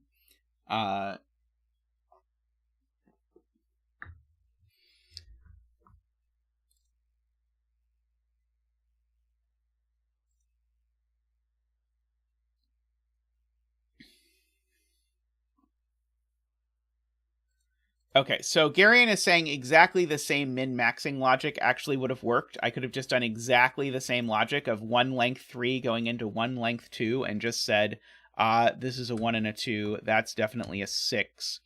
This is a 2 or a 3. This is a 5. And so I believe that. And in particular, now I know the sum is 8, and so that's a 2. That is very clever.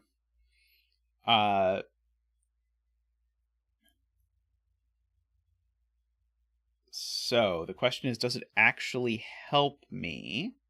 It sure looked like it was going to help, but now I'm not even sure that it helps. I mean, there can't be a 3 in here, for whatever that is worth.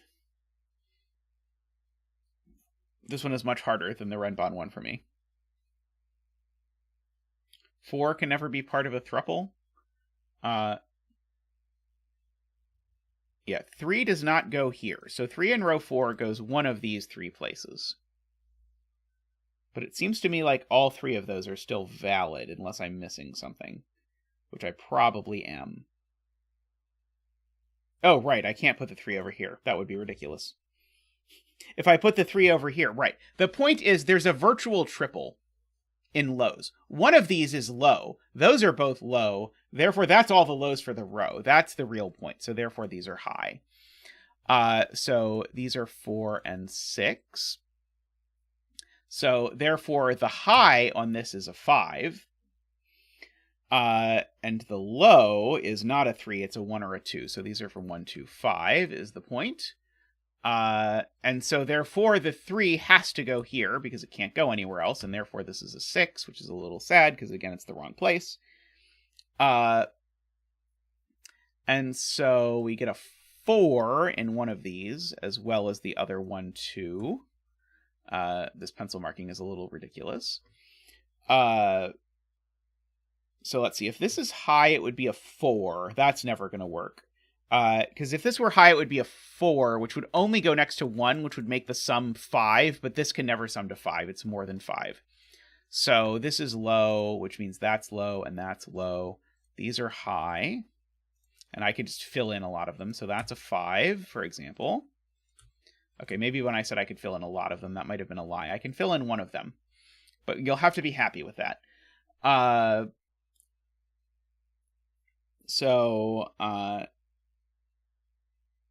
Got that. So this is a 4 or 5.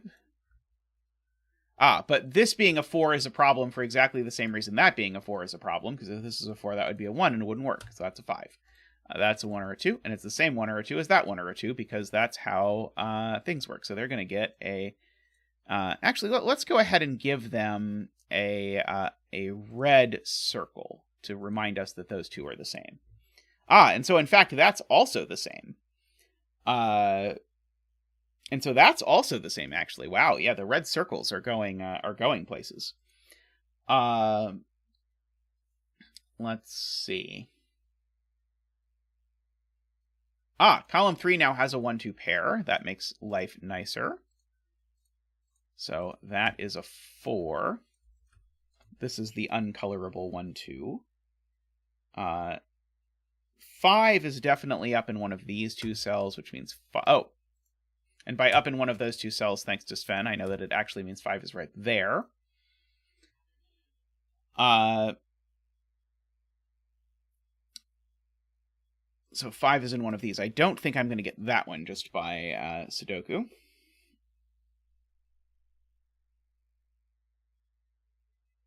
I mean, how is this going to be anything other than 1-5? Or 2-5. Maybe it could be 2-5. I don't think this can be anything but 5, can it?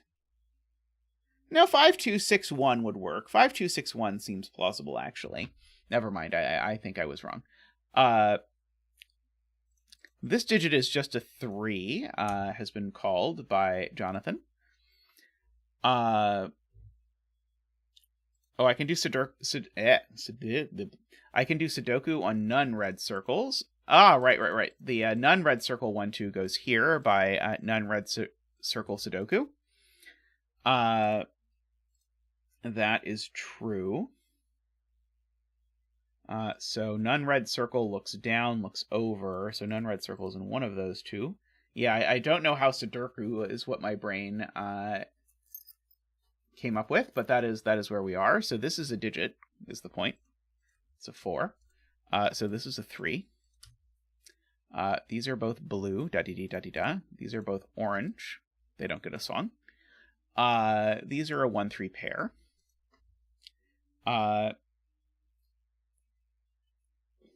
So that's the last blue for the column, so therefore that's a 4. So this is a 5 or a 6. Yeah, that's all I know. It's a 5 or a 6. Sure is. This digit's not blue because it sees every low digit. It sees 1, 2, and 3. So this digit's actually high. So actually we do get all of our highs down there. We get our 3 there. We get our lows here. And now we get to unwind everything because now that's a 3 and that's a 1. These are a 2-3 pair. That is a 6 and a 4. These are a 4 and a 5. Let's see. Maybe I was optimistic when I said we would get to unwind everything. If this was a 3, then that would be a 6. That's too many. So this is a 2. That's the point. If this were a 3 and a 6, that would sum to 9, but I can't make those sum to 9. That's the point at the end of the puzzle. Like that. And so all of those make that into a 7, which makes that a 5 in order to make the world work. 2, 3, 4, 5, 6. Excellent. Very nice puzzle, or pair of puzzles, Florian. I liked that a lot. I liked the commonality of the little hook here. Between them was very nice.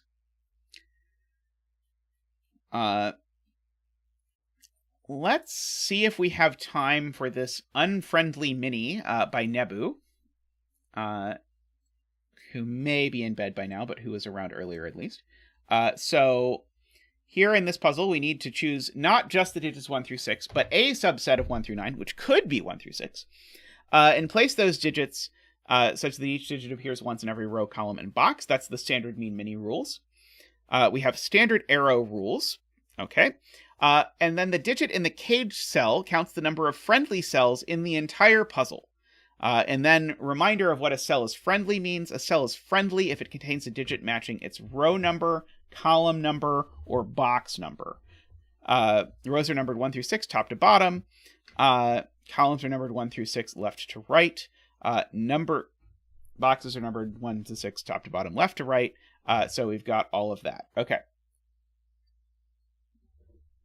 So matches its row, column, or box. In particular, if like that's a 3, it doesn't count because it's in the 3rd position of this box. That's not a thing in this puzzle. So the bare minimum that this digit can be is 6 because there's definitely a friendly row, or there's definitely a friendly cell in every row. So this is at least a 6. So this can only be a 6, 7, or 8. This can only be a... Oh, that's not true. Never mind. I lied. There's not definitely a friendly cell in every row because this is a mean mini, so that's not how numbers work. So not true that there's one in every row, because, for example, if thing, then thing. So we've got that. And by we've got that, I mean we don't actually have that, but what are you going to do? This is really odd, actually, this structure. These 3 digits are these 3 digits, just by regular roping. But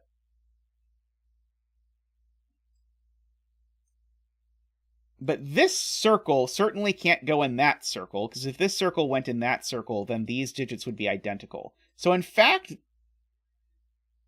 and this circle can't go there, because if this circle goes here, then we've put a number that's smaller than the circle in the circle. So in fact, this circle is that digit. I believe is what we've just proven. And so therefore, yeah, we've got the 2 digits that appear on this arrow actually appear in the circle and the thingy over here. I don't think that does a whole lot, unfortunately. Why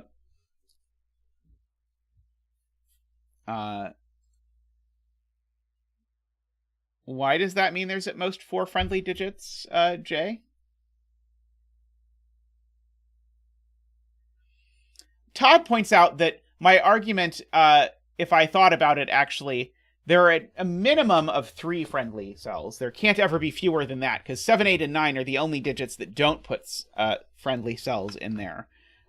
So this is at least 3. This is a 3, 4, 5, 6, 7, 8, and it can't be a 9 just by...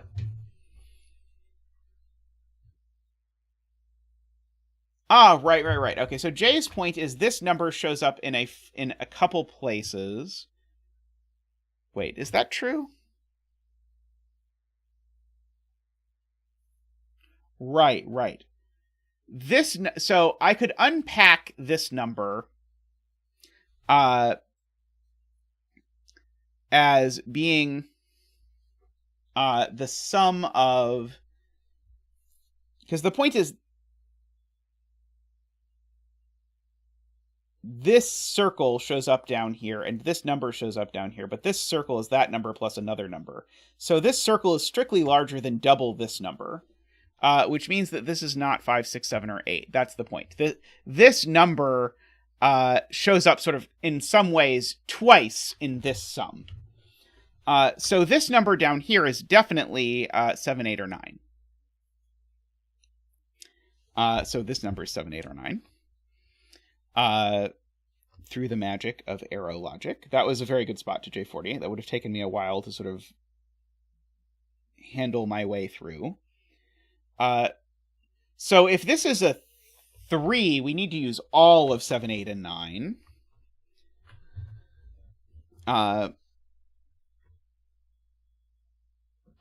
Right. These 2 digits need to sum to at most 9, so therefore this is a 4, 5, or a 6.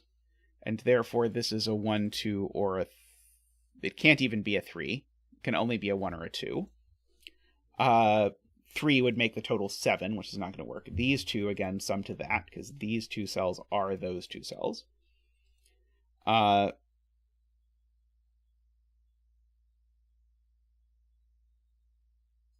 If the bulb is 6... that's a problem, because the bulb can't be 6. It would make this a... Wait. Right.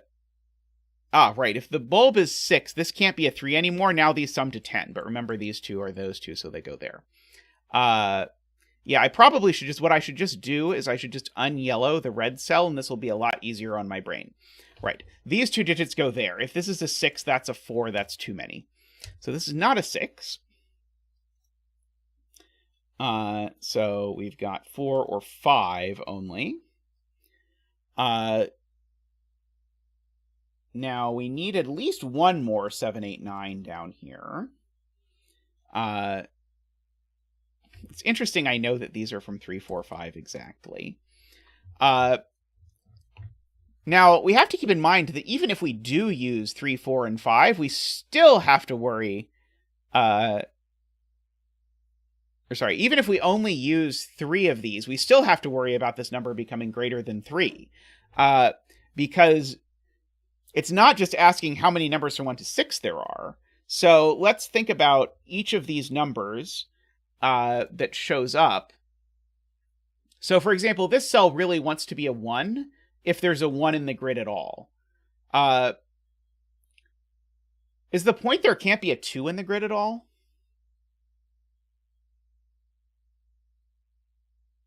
So here's the thing I'm noticing about 2. If there's a 2 in the grid at all, then there's a 2 in row 2. Oh no, never mind. The thing I was noticing was not actually true. It would just put the 2 in box 2 in row 2. Well, no, it's still true, and there would still be another 2 over here. So if there's a 2, there are 2 friendly cells. no matter how we do this, because the 2 that's in row 2, the 2 that's in column 2, and the 2 that's in box 2 can't all be the same. Which is unlike 1, where they can all be the same. And so as a result, if 2 is one of the digits, automatically this is 4. And that breaks, because if 2 is one of the digits, automatically this is 4. And therefore, this would be 6, and that doesn't work. So this is not a 2, it's a 1. Okay. So now I have to think about where the 1s are going in my grid, because I have to keep in mind that so these 3, 4, 5s, these 2 yellow digits, they're each contributing a minimum of 1 friendly cell. Actually, I think they contribute a minimum of 3 together, right? Because 3 I can make... Oh no, if they're 3 and 4, they can contribute a minimum of... They can contribute their actual minimum of 2. Okay, so I could make this a 3, but the only way I make this a 3 is if it's a 3 there, a 4 there, and a 1 there as the only friendly cells in each of these. Jay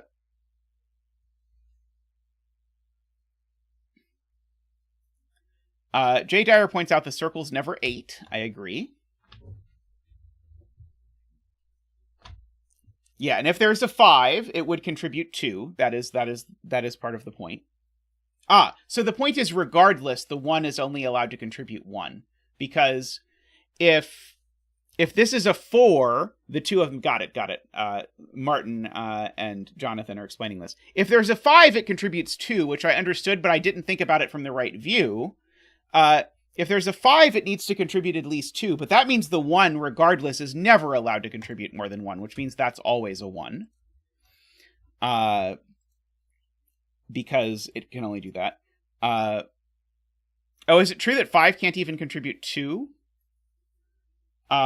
Maybe that's possible. So this is box 5. Box 5 is not allowed to overlap. Ha ha ha ha ha. Yes. 5 can't get away with even contributing that. Okay, so that's the point from J40. There's going to be a 5 in box 5 if there's a 5 in the puzzle. There's going to be a 5 in row 5 if there's a 5 in the puzzle, but it's going to be that one. And there's going to be a 5 in column 5 if there's a 5 in the puzzle, and it's going to be one of these, and none of those are the same. So that would be 3. That's too many. So this is 4 and 3, and that is 3 and 4. That is 7 and 7. Getting rid of... Oh, sorry, placing a 4 there and a 3 there. Neato. Okay, so we've got all of that now. And so these digits are an 8-9 pair. And so this is 1, 8, 9. Yep, Martin also pointed that out. They have to be an 8-9 pair, because if I introduce any more digits from 1 to 6, then I'm definitely making this number more than 3, and I'm not allowed to make this number more than 3. One of these is a 4. One of these two is a 1. The absolute minimum that this can be is 1, 2, 1, which would be 4, but it certainly can't be 4. So this is certainly 7, 8, or 9, because those are my next things. That's a 3, I realized just by Sudoku, actually, which is going to put a 3 up here somewhere. Oh, and a 3 here, actually, so that actually places the 3 up there. So there are no 7, 8, 9s on these cells. That is a good thing to keep in mind. One of these two has to be a 4. One of these two has to be a 1. If that's a 1, does it break the arrow? Yes. Because if this is a 1, it puts an 8, 9 there, which is definitely not going to work. So I need to remember the digits that are actually in the grid. That's a 1 and that's a 1 is the point. That's the 8, 9. M. Nasty had the elegant way to say it, which is that where is the second 8, 9 going in column 4? Which was the answer to my question, phrased in a way that was much easier for my brain somehow. So these are a 7, 8, 9 triple. This digit, if it's not a 1 or a 3, what is it? It's either a 4, a 7, an 8, or a 9. But 7, 8, and 9 are right out. So this can only be a 4 because it sees 1 and 3. That was Microstudy's point. Now I can add these numbers to get 8. So that is not an 8, and that is not an 8. These are 7, 8, 9. That one's not the 8. That's the 4, just by Sudoku, so I'll put a 7 in it just to confuse you. That's the 4 by pencil marks. This is a 7 or a 9 itself. That's the 1 for the box. This is itself an 8 or a 9, but it's not an 8. So this is a 9 and an 8, and that's a 9 and a 7 and an 8, and a 9 and a 7 and a 1, and an 8 and a 7 and a 9, and an 8 and a 9. That's a 9, 1, 3, 4, 7, and an 8. Neato puzzle. That is, I was expecting that this was going to turn out to be a 3, but it's cool to think about this logic again. I haven't done any of these, like, think about minimizing the number of friendly digits sort of puzzles in a bit. And it is true that minimizing the number of those is a bit different in a 6x6 than it is in a 9x9. So that is interesting because I've not actually done that sort of thinking before. But I think with that, I should wind down the stream. But thank you very much, everyone, for joining me. There is a chance that there will be a bonus stream sometime this week because I am on spring break. I have had various ideas as to what sort of bonus streams I might do, so I could just do more Sudoku. That's always an option. I could do a bonus stream where I set a puzzle. That could be interesting. I could do a bonus stream where I finish Taiji, or at least do more Taiji. That's certainly high on the rankings list. I could do a bonus stream where I play some weird Factorio mod and talk about it. There are a bunch of possibilities. If any of those particularly strike your fancy, I would be happy to hear it. No problem, Sarah. Happy to have you here in whatever capacity you are able to be with your, while also caring for your children, which, objectively, as much as I hate to admit it, is probably more important than attending my stream and helping me with Sudoku. But thank you very much. Be sure to like the stream if you have not yet done so. It really does help. I hope to see all of you all of you around again soon. If you do want to support the stream, by the way, you can do that either on Patreon, which is patreon.com/zetamath, if that's what you prefer, or if you want the green name and the cool Zach emotes, which we unfortunately can't just give you unless you become a YouTube member, then YouTube will let you do that by clicking the join button. And that will take you through all of the various things. They'll do all stuff like currency conversion and all that sort of stuff for you. So whatever of those, if you want to support whatever of them you do, we greatly appreciate it. Even though we can't like give you the emotes and the green name, we do thank all the people who support, regardless of whether they do it on Patreon or YouTube. We do thank them all on all of the screens. So thank you very much. Whatever contributions you make are greatly appreciated. Thank you for showing up. And I look forward to seeing you again.